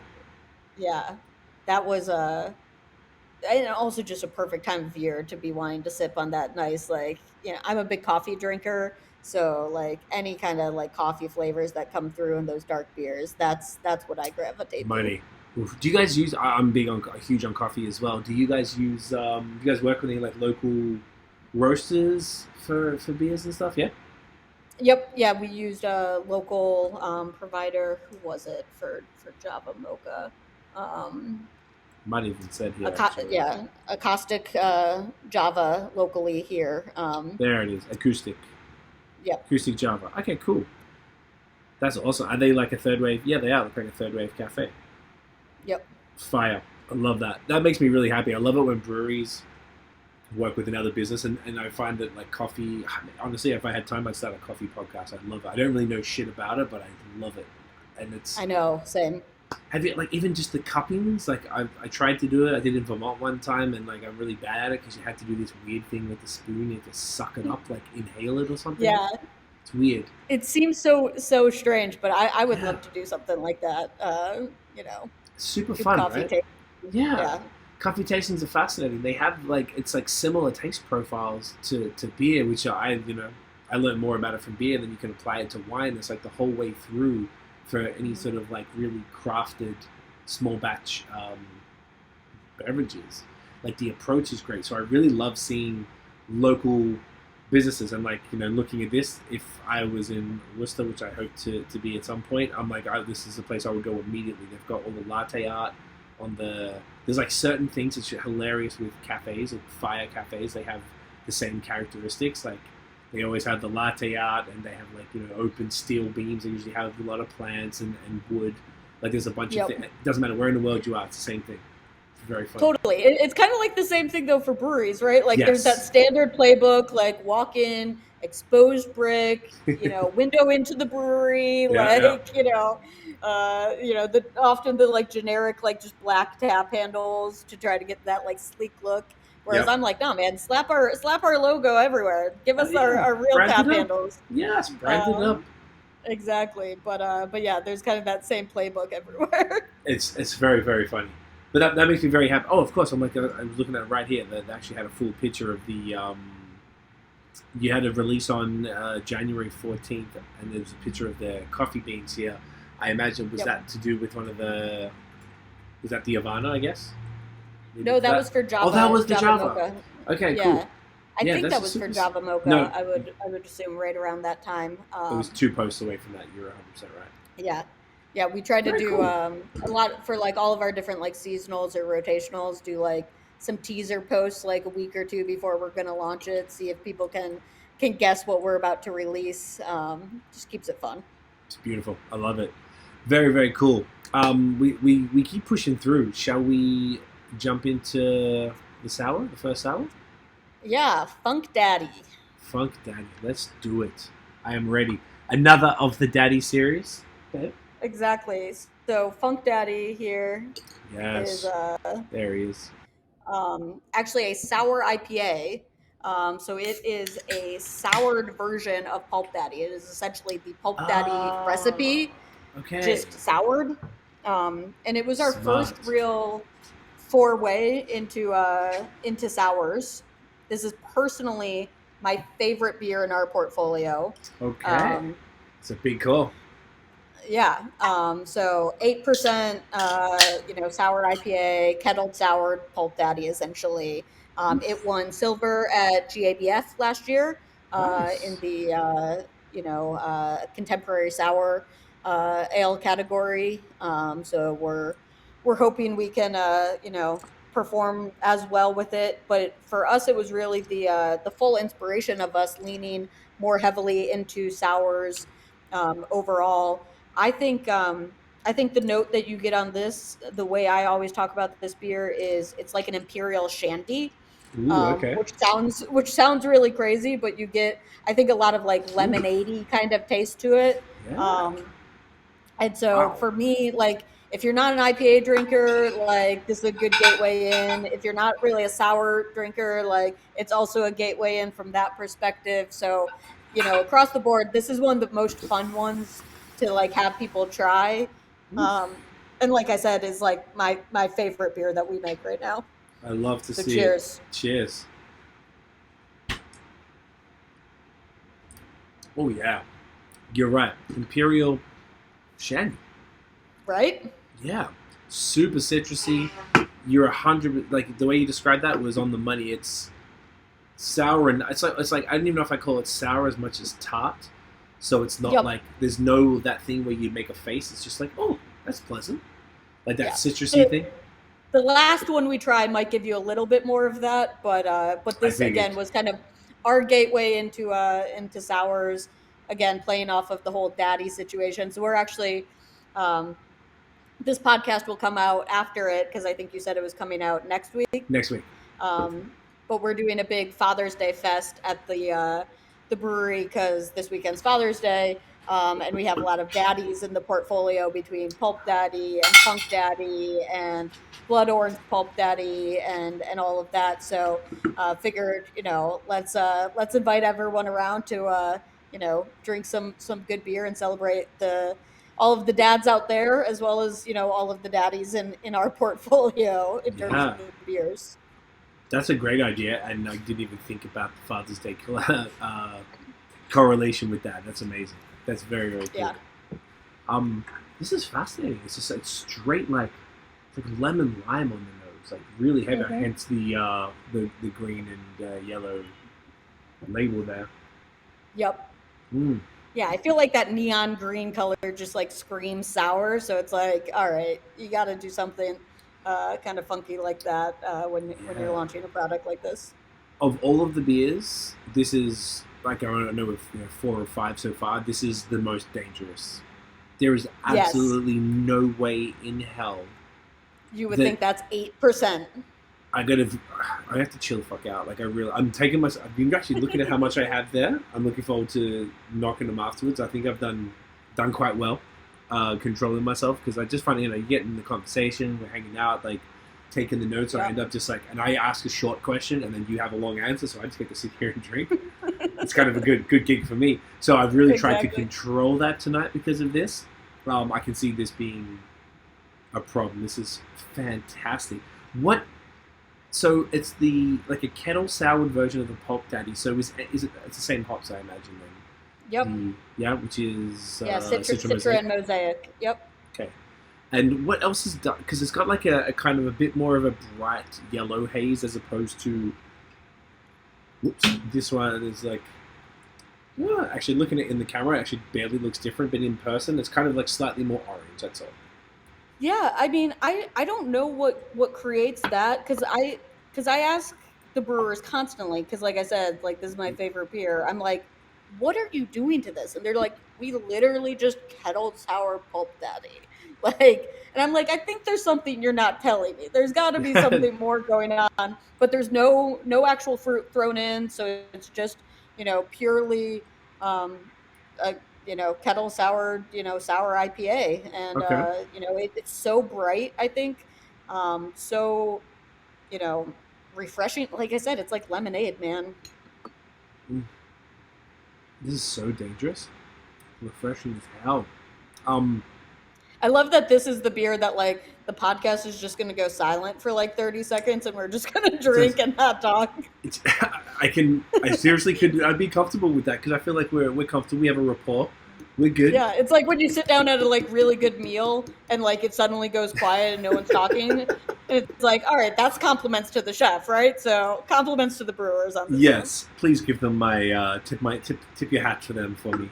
This is really crazy, and if all they've done is add just whatever lacto or whatever it is in the kettle souring, it's crazy. It's a little bit funky, but it's more just kind of tart, and there's something about the simplicity of this that just works so well. Yep. With maybe I guess it must just be the way that the kettle sour works with the Citra Mosaic to give it the lemon lime. I mean, I'm hypothesizing. I'm no brewer, just so I know you're not either, I think it might be like that because, I mean, obviously with sours, people aren't using Citra and Mosaic hops in a sour. And again, this is a sour IPA, but yeah, I mean, it's a cool thing to kind of experiment with, that's for sure. Yeah. And that's the other thing, actually. One thing I find that sour IPAs can be very hit and miss as well, just by the nature of a sour is made to be that. Whereas if you've taken an IPA and made it sour, and it sometimes when they hit, you get this. Yeah. Sometimes. Yes, I hope people aren't stopping to tune in because they're checked out about the mashup of those styles. It's the purists. Please don't check out. It's a good beer.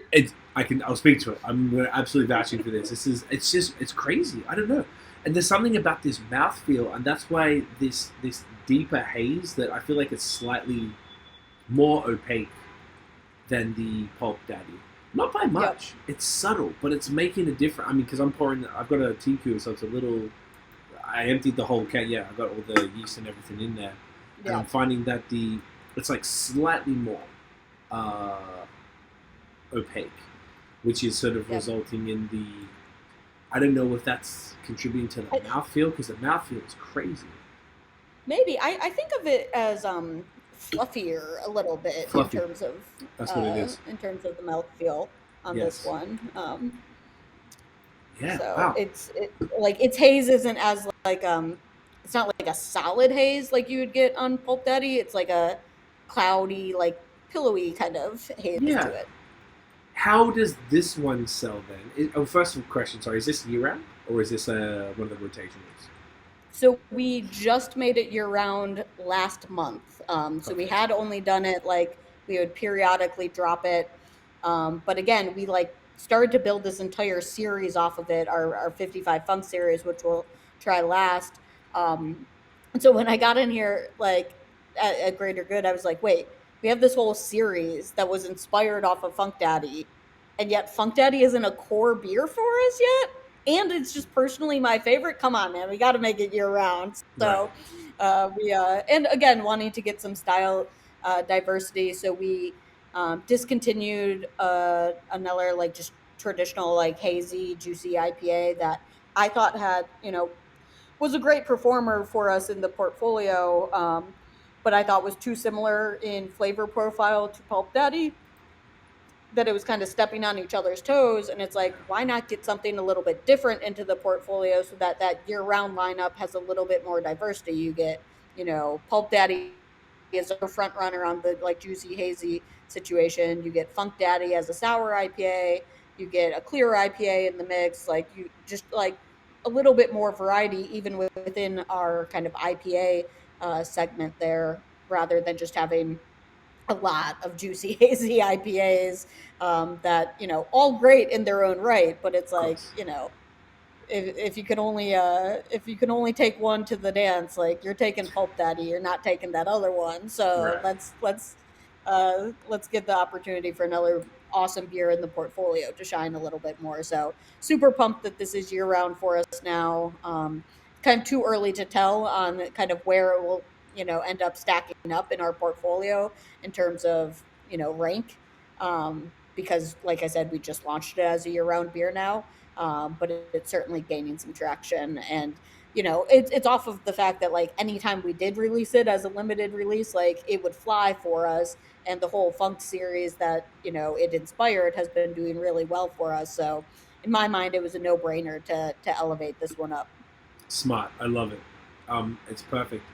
I had a question. No, there we go. So I love that. Now, as far as you talk about the IPA and keeping that portfolio a little broader, you mentioned the clear IPA.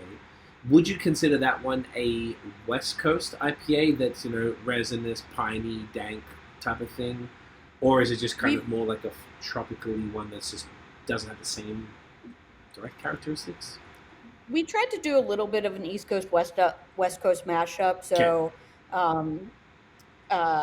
Still getting a little bit of that like juicy and tropicalness, but leaning a little bit more into kind of that East Coast dank. I'll admit, I'm not somebody who's gonna say that like every beer that we make is phenomenal. We all agree that our clear IPA isn't what we want it to be yet. So we actually just last week did like half-day R&D session. We tried a bunch of different competitive clear IPAs to just get different sources of inspiration and kind of stretch our thinking a little bit more. And so what we're going to do, I think next month, we're going to brew kind of a reformulated version of Lucidity, kind of like what do we think could be the best version of that beer if we kind of tweaked it a little bit. And then in parallel, brew a brand new, completely new recipe for another clear IPA, let people in the tap room try them side by side, and whatever the consumers like best will be that new clear IPA that will take the spot. And if it is Lucidity 2.0, great, we'll keep running with that. If it is this other one, we'll figure out what the branding for that should be, and we'll kind of launch that.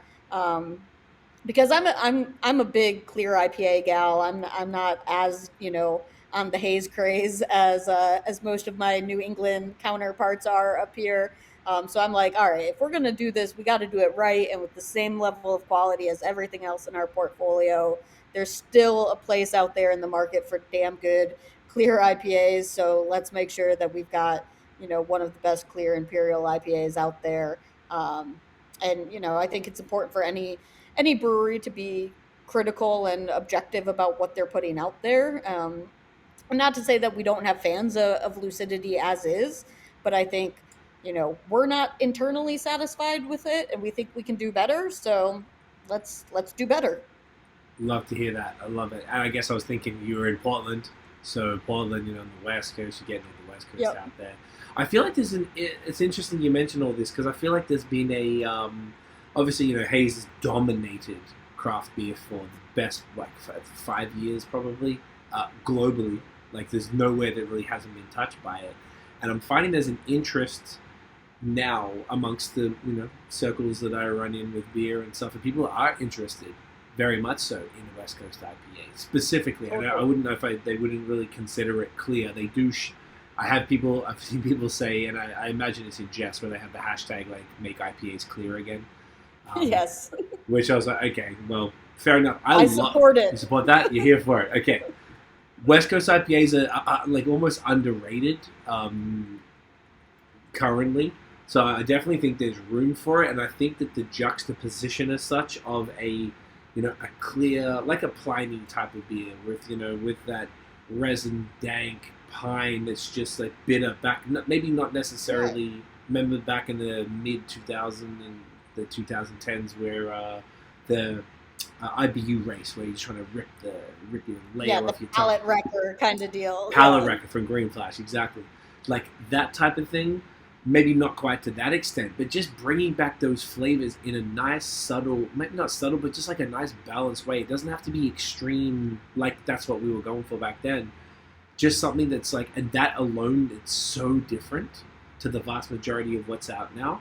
And I feel like there's I guess I think I already know your answer, but I'd be curious to your thoughts. I really feel like there's a gap in the market now for really solid West Coast IPAs in every single probably individual local market, where if there's a brewery that can just knock them out the park. I can think of one not too far from here that does it, and there's not really much else. We're in Montreal, Quebec, so in Quebec there isn't really many other IPA like West Coast.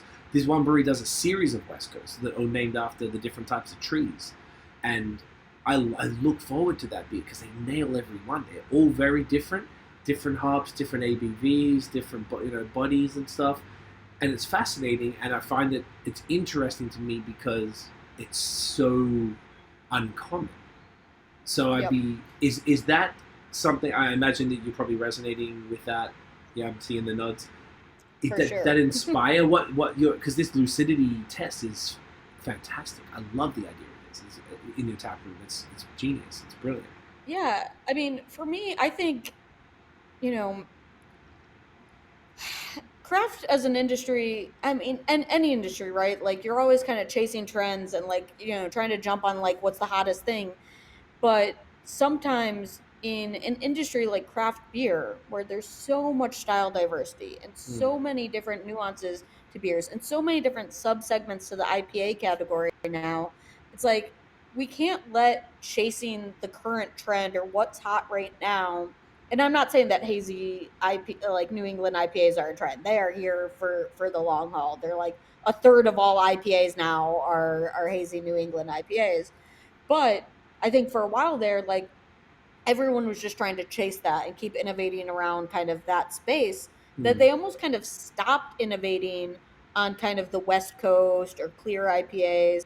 And so they still probably had, some in their portfolio, but they weren't looking to like revamp that or modernize that style or, take some of the things that we love about it, but like bring it into what's going to be relevant for consumers now. I'm like, bring me back some Cascade, bring me back some Centennial. Like I'm going to like sound like an old geezer, I feel like, in saying that, but I mean, we can still like bring to life a really great beer that like plays into some of those hops and some of those flavor characteristics, but still in a really fresh and modern way, and we need to do that, right? Because, like I said, right now, like I'm only dedicating one spot in my like portfolio. There's only so many beers that we can have in a portfolio or for year-round beers. Mm. I'm not trying to do two clear IPAs in New England in our portfolio. Like I think they'd be stepping on each other's toes. But it's like, all right, like let's be as disciplined and dedicated to innovating around that style, perfecting it, and putting the best quality beer out in the same way that we would put that energy behind a Pulp Daddy or a Funk Daddy or any of our new like sour series. That like it's like just because that was like the king of craft like 10 years ago doesn't mean that there's not still like fun and excitement and innovation to have around that space. So I mean, I think the whole team, like I said, we did like a half day R&D session. We tried like 20-ish different beers. I mean, it was an aggressive Friday afternoon, I would say, at the brewery. And then Wi-Fi went down too, so we were like, all right, no one's got to go back to work. This is perfect. Um, Good time. so yeah, so I think somebody maybe sabotaged that probably on the team. It felt like, but it Smart. was really great. It got us all energized behind it. It got every department, sales, marketing, brewers, like front of house, like all like thinking about it all together. And that's where I think the best ideas can come out of, even kind of refreshing ideas on a more traditional style, and Mm. bringing that to life and figuring out the way for us to do it in a greater good way. I love that. It's just so cool that you're even taking it serious enough to bring your entire team. I actually was just in my head, I just thought it would be like the production team, not the entire team, which is even better because the Yeah. front of house are the ones, they're the ones talking to your customers every single day, constantly. They would have such a valuable knowledge pool of what people want, what they're saying, what they're overhearing in the bar and stuff. So for people listening and particularly wanting to see what happens, what's the general time? I know you might not be able to, like, the time frame, at least for the test. So we will be, we're gonna be brewing those beers in July, kind of the reformulated lucidity and kind of a new clear IPA recipe in July, and we'll release them early August in the tap room to do kind of side by side tasting for a while. Let a bunch of people for a few weeks as they're coming in to vote on their favorite. We'll probably, I'm sure we'll be posting all about it on social media as well to try to drive people into the tap room. Might even, like, if we go with the one that isn't lucidity, like, might even do a little bit of a competition to see if somebody wants to throw some ideas for names out there, and if we take somebody's name, give them some free beer or free mug club membership or something like that. But I think it's awesome to get the consumers involved with it. I mean, you know we talk so much to ourselves, right? At any given brewery and within the industry as like a little bit of an echo chamber, that it's like, hey guys, like, let's not forget who's actually drinking our product and who's actually paying the bills and who's actually like the most important part of this whole equation is the consumer. So, let's get them involved. I love that. It's like the crowdsourcing, real time, bringing people in, getting to speak to them, see some faces at a time, coming out of a period like you were saying earlier where we didn't get to do that for so long. And I feel like people would be excited for some sort of, actual engagement and an opportunity to contribute to a final outcome, for a beer that they want to be able to come back and continue to drink. I think that's pretty damn cool. And I guess if you probably sell them as like a pair. You'd be like, hey, here's you get 2 pours of each, and Hey, I mean, we're gonna let everyone, whether you buy it or not, everyone who comes into the tap room in August when we release them will get small samples of each of them, whether they buy them or not. Okay. So we Cool. want as many data points as possible, as much feedback as possible. Good point. So sample them on it. Ideally, they love one of them enough as they have that sample as they're walking through the door that they want to purchase one of them. But ultimately, we're just really looking for their feedback on it. So we're not gonna charge people to give us great insight at the end of the day. So we're really excited about it, and I think it'll be fun. We have a ton of amazing regulars and like Mug Club members and all of that are regularly in the tap room. So I know those guys for sure will be all over this and give us, they never hold back with their opinions. So I know that they'll be all about telling us which one of these two beers they like the best. That's awesome. That's awesome. I'm going to stay tuned because I really want to know how this all goes. I haven't seen anything really like this before. I will. I'll try to send you one of each, and you can vote as well. Yeah, maybe we could even do like a live session or something on Instagram where we could cool. Talk about it and just encourage people to do that. Like, I'm definitely down for any sort of fun thing like that where we can keep it more engaging, and maybe we could even plan it and get the audience to also, maybe some other drinkers, to do the same thing. We can all drink them together, and we could actually talk through the thinking behind both of them. Yeah, that'd be an awesome idea. We'd totally be down for that. I'm totally shooting the shit live on doing this, but yeah, I feel like that could be kind of fun. I'm leaving it to you to figure out the logistics behind that. Easy I will bring the beer. Yes.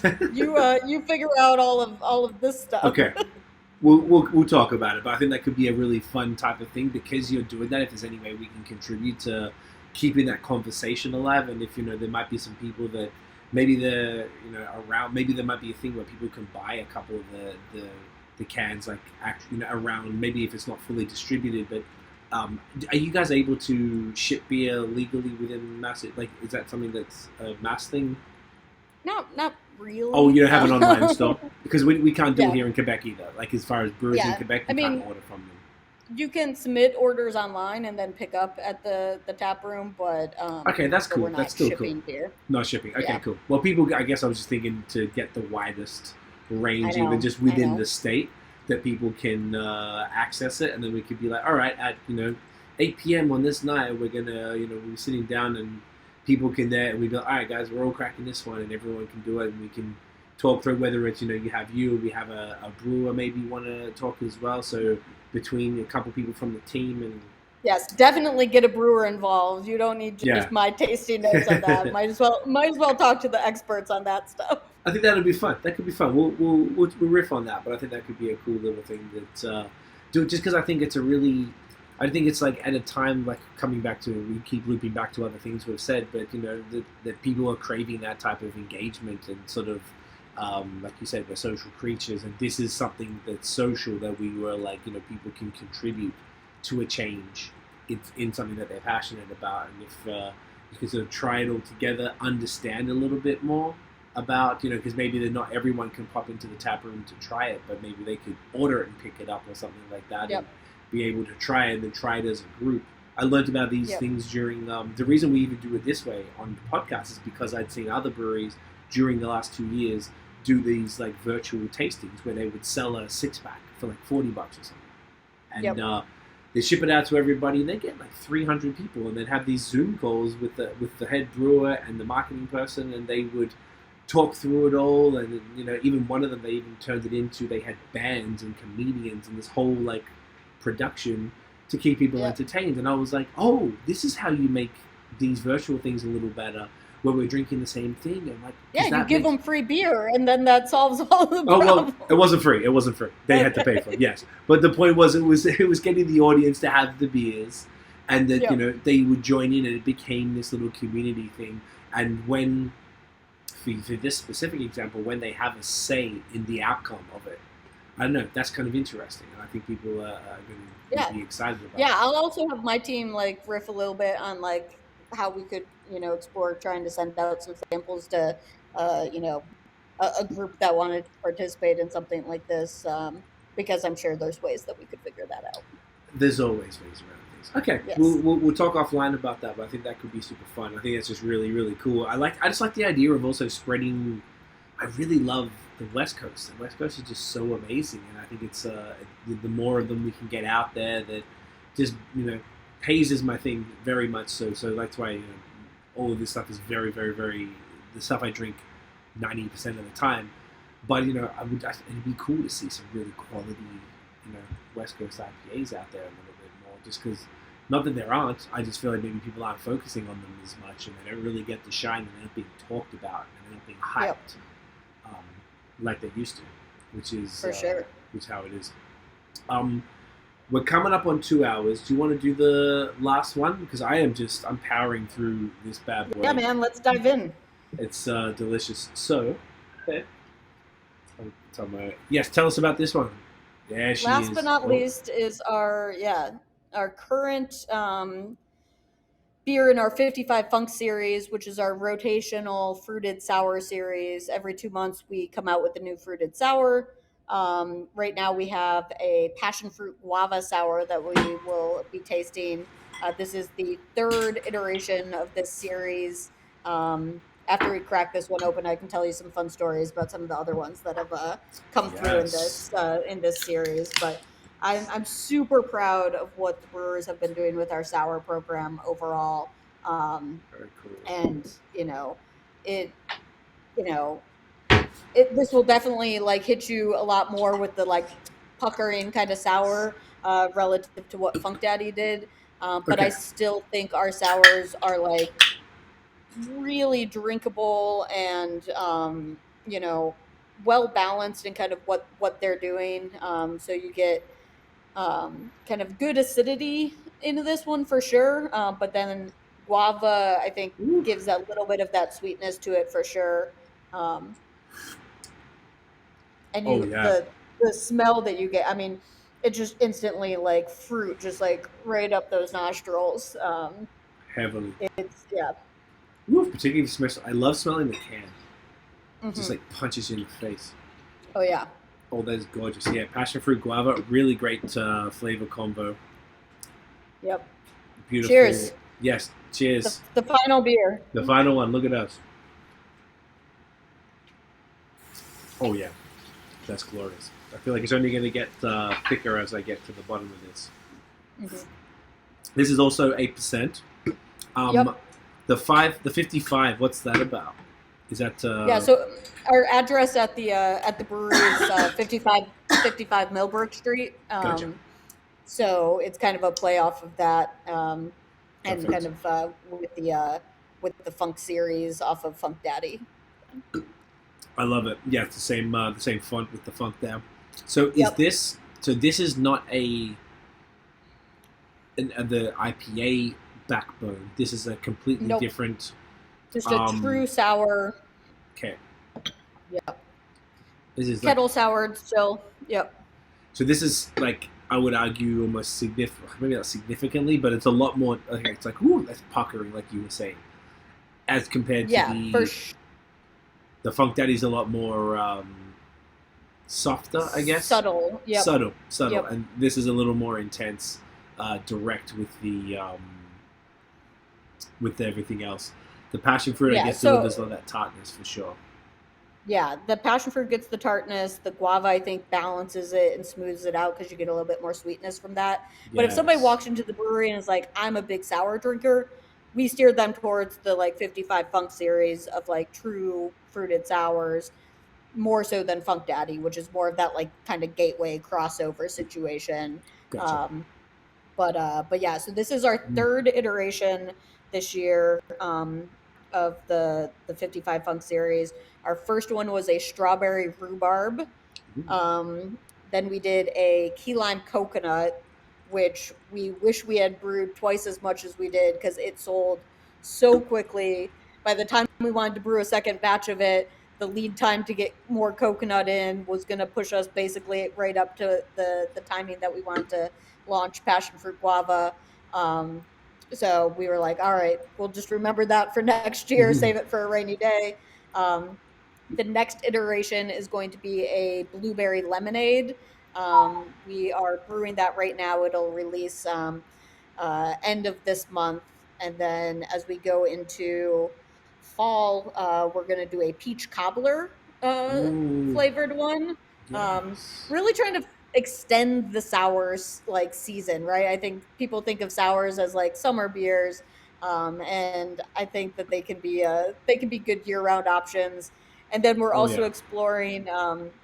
We're going to do a like funky Festivus party in December at the brewery.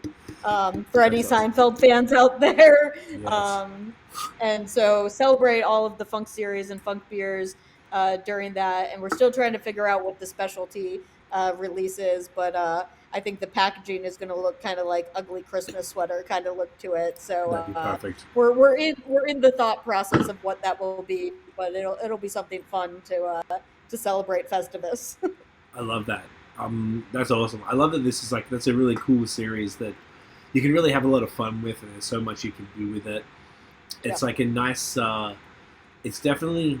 It's almost, even if that one doesn't have any fruit, it almost feels like this is lighter. It's very light. Once again, there is no chance in anyone's world that I think people would blind drink this and think That it's 8%, right? this is by far like the most dangerous. This is crazy. I guess I'm gonna Yeah, have and you don't see a ton of imperial sours out there. So no. again, this is our stab at trying to imperialize styles that aren't traditionally higher octane, um, and show that you can do that well and in a really dangerously drinkable kind of way, and have a lot of fun with it. Yeah. This is really cool. This is great. These are it's really cool to see. I mean, obviously we only had really two styles kind of overall from the sort of vast portfolio, but these are five very, very different beers that are, and it's actually perfect. We're in June. This is exactly what I wanted to drink right now for sure, and I imagine that this is what's going to be available. I think it's cool to see that you're able to do something super fun with all of these, and then just keep switching them up, have this base, and then tie it in with the Funk Daddy to the flagship and stuff. It's I guess what I'm noticing is very thoughtful and very cautiously and carefully approached, which I like. There's not just throwing shit at the wall and let's put that out. Not that there's anything wrong with that, but you can tell at least with all of these, there's definitely a common thread with everything. We try, right? I mean, we still do some crazy one-off stuff that it's damn, this is such a great beer, but how does it really fit into the brand strategy or portfolio strategy? It's we'll figure it out. It's that good of a beer that we will figure it out. It'll keep selling, man. Yeah, oh for sure. I love it. Yeah, The sours kill it. You can't be overly formulaic with that. You want to be intentional on your strategy and your portfolio and your innovation, but you also just want to have some fun with it, man. We're in beer. We're not some massive CPG company that's having to be super 18-month lead times to come out with a new flavor of chips or whatever. It's let's have a little bit more fun with that. Exactly. You got to stay nimble and remember it is craft. I guess I just appreciate the thoughtfulness for it, but I guess it allows you that flexibility as well to just put stuff out there. If it's got something to do with it, cool. If it doesn't, well, no, it's not a big deal as long as it's high quality. But you are right though, because when I first saw this, I was like, Imperial Sour. When I was first really understanding what you do, and I was like, and you just mentioned before, you don't really see Imperial Sours. I was like, I can't really think. I imagine it exists, but it's few and far between. As far as I can't think of one off the top of my head. Maybe because we've just had 5 beers on this, but five Imperial beers. I'm sure they're out there, and we. I welcome anyone who's trying new things in the Imperial space, because from my vantage point, it's a rising tide lifts all ships. So the more we can get some really cool, different, unique Imperial beers out there, and the more we can, as a collective craft community, be educating people on it and experimenting in this way, I'm all for anything that's going to grow this segment of the industry. well said. I love that. I think it's an interesting one, and I'm something that I'm like I mentioned before, because I'd heard that feedback from other brewers about kind of the opposite way.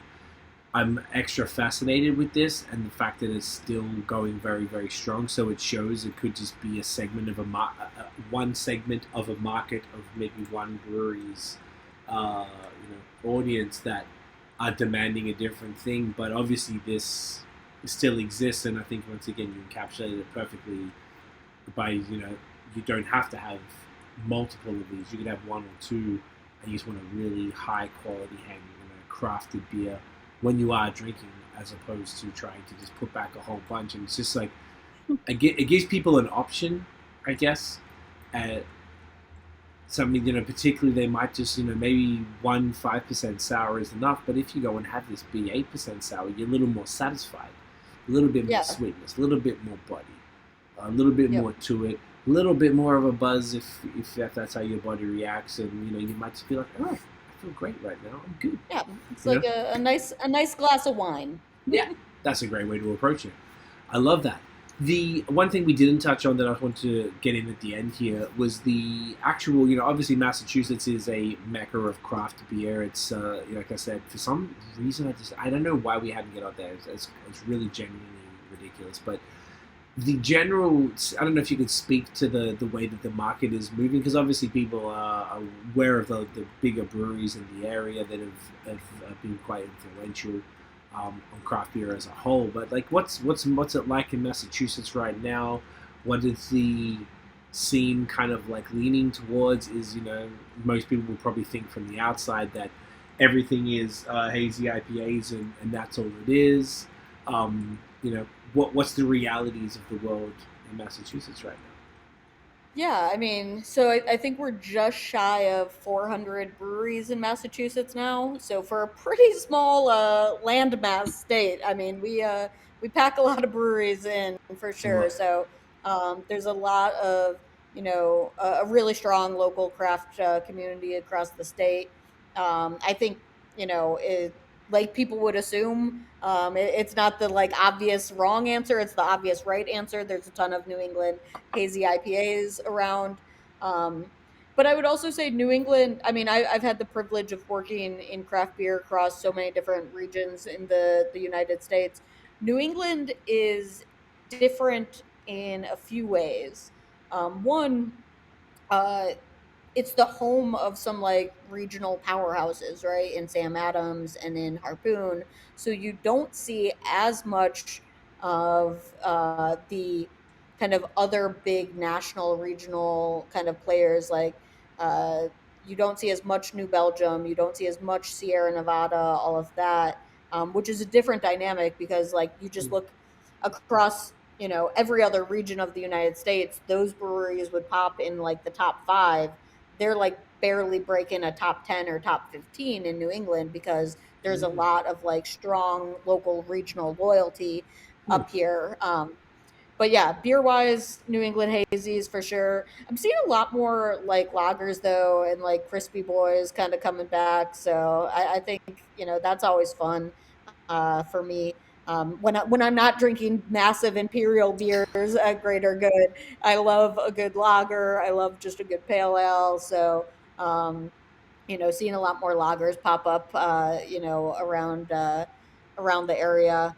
But yeah, it's still very heavily dominated by big, juicy, hazy New England IPAs. Because again, there's a lot of New England pride, and I can say this as a not a New England native.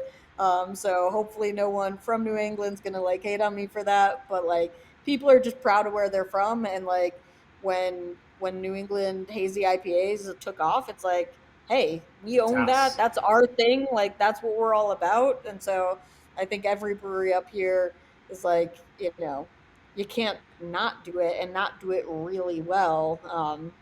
I previously managed another New England brewery, and when we took them over and acquired them, and kind of like you're not immediately trying to like jump in and like change everything about a brewery that you acquire because the reason why you acquired them is like all of the great things they were doing. Of The course. only thing that I was like is like, hey guys, New England brewery, we don't have a New England IPA. Just throwing it out there. We might need to dabble. So we got into that because again, it's kind of a ticket to the game kind of deal in this neck of the woods. At this point, I feel Yeah. like So almost sorry, like I anywhere. feel like I couldn't give you like a cool, unique gem about like the New England beer scene because it is kind of the obvious answer that like, yeah, there's a lot of New England IPAs up around here. But just trying to tell the truth about what it's all about. That's what I wanted. That's all I can ask for. No, it's like it's what I expected, and it's like I imagine that is obviously dominating, and continuing to do so. So why it'd almost be weird if you didn't. You'd be like, hey, we created this style. It's literally changed the entire face of craft beer. But yeah, we're not really doing that out here anymore. Like they're too cool. Yeah, it'd be like being at a California brewery and not having a West Coast IPA. Like, Exactly. come on. It's kind of weird. No, it's good. And 400 breweries out there is very spectacular. So no, this has been really cool, Colleen. Like I've really enjoyed learning about this, and like I said, the first and the only American Imperial brewery. Nothing like it. It's extraordinarily unique. These 5 beers that we had tonight are fantastic. I think we did well. I'm feeling it, but I think we kept it without getting too messy. This could have been dangerous if we didn't control it. It could have been real bad. I think we did pretty well. I think we did pretty damn well. Look, yes. I'm not going to say well done. I mean, I drink these every day, so like, well done for you for keeping pace with these big beers. I'm proud. Well, I appreciate that very much. Give me an hour or two. Maybe you might not be so proud because I got some work to do. But no, this has been really, really cool. I really appreciate your time and insight into all of this. This has been a really insightful conversation. I think that people will take a lot from it, from the way that you guys approach everything, and just the real sort of strategic, thoughtful, the way that everything that I think people don't speak about enough in beer that I mentioned earlier. I really value that. So thank you so much for bringing that here tonight. I love that. Yeah, well, thank you for saying that, and thank you for inviting me on. This has been a lot of fun. It's always way more fun to do these types of things with a few beers in our hands, and even though we're not together, to kind of emulate that vibe of us just hanging out and having some beers and shooting the shit. Next best thing, but we're going to have to get down there at some point. What I would love to do is take a screenshot for the thumbnail. Do you want to hold up some of the glorious cans we have here? Gonna need to get a Pulp Daddy up in there. Obviously need to get a Pulp Daddy up. I've got bad aim, I feel like. This is gonna be the tell of like how you feeling right now. There we go. Yeah, perfect. There we go. All right, you ready? Gorgeous. Love it. Where can everybody find Greater Good Imperial Brewing online? So greatergoodimperials.com, at Greater Good Imperials on Instagram, Twitter, all of the different socials. So we're pretty easy to find. But yeah, check us out. And then in terms of distribution, obviously we're pretty concentrated in Massachusetts, but we also distribute in Vermont, New Hampshire, Rhode Island, Pennsylvania, and parts of New York. You actually might be able to get it. Nearest to you is in Western New York. So if you dip right across the border, you should be able to find some Greater Good products. Love it. Love to hear it. For all the Canadians, make sure head to Vermont. If you're in Ontario, head down to Buffalo, Rochester way and grab some. Stick around afterwards. I'm going to wrap this up and then we'll finish up off air. But thank you once again, Colleen, for your time and the fantastic conversation. I appreciate you. Everybody, make sure you go follow Greater Good. And if you enjoyed the episode, smash the thumbs up. Hit subscribe below and hit the notification bell so you know when the new drops. See, look, Colleen is throwing the thumbs. She's telling you right now. If you, what else do I have to say? I lost my momentum. Hit the notification bell. Follow us everywhere on social media at BAOS Podcast. And check out the long form audio. We drop every Wednesday, 8 p.m. Eastern on Spotify, Apple Podcasts, everywhere. If you enjoyed it as well, give us that 5-star rating. Helps a ton. We will see you guys in the next episode. Thank you again, Colleen. Cheers, guys. Thank you.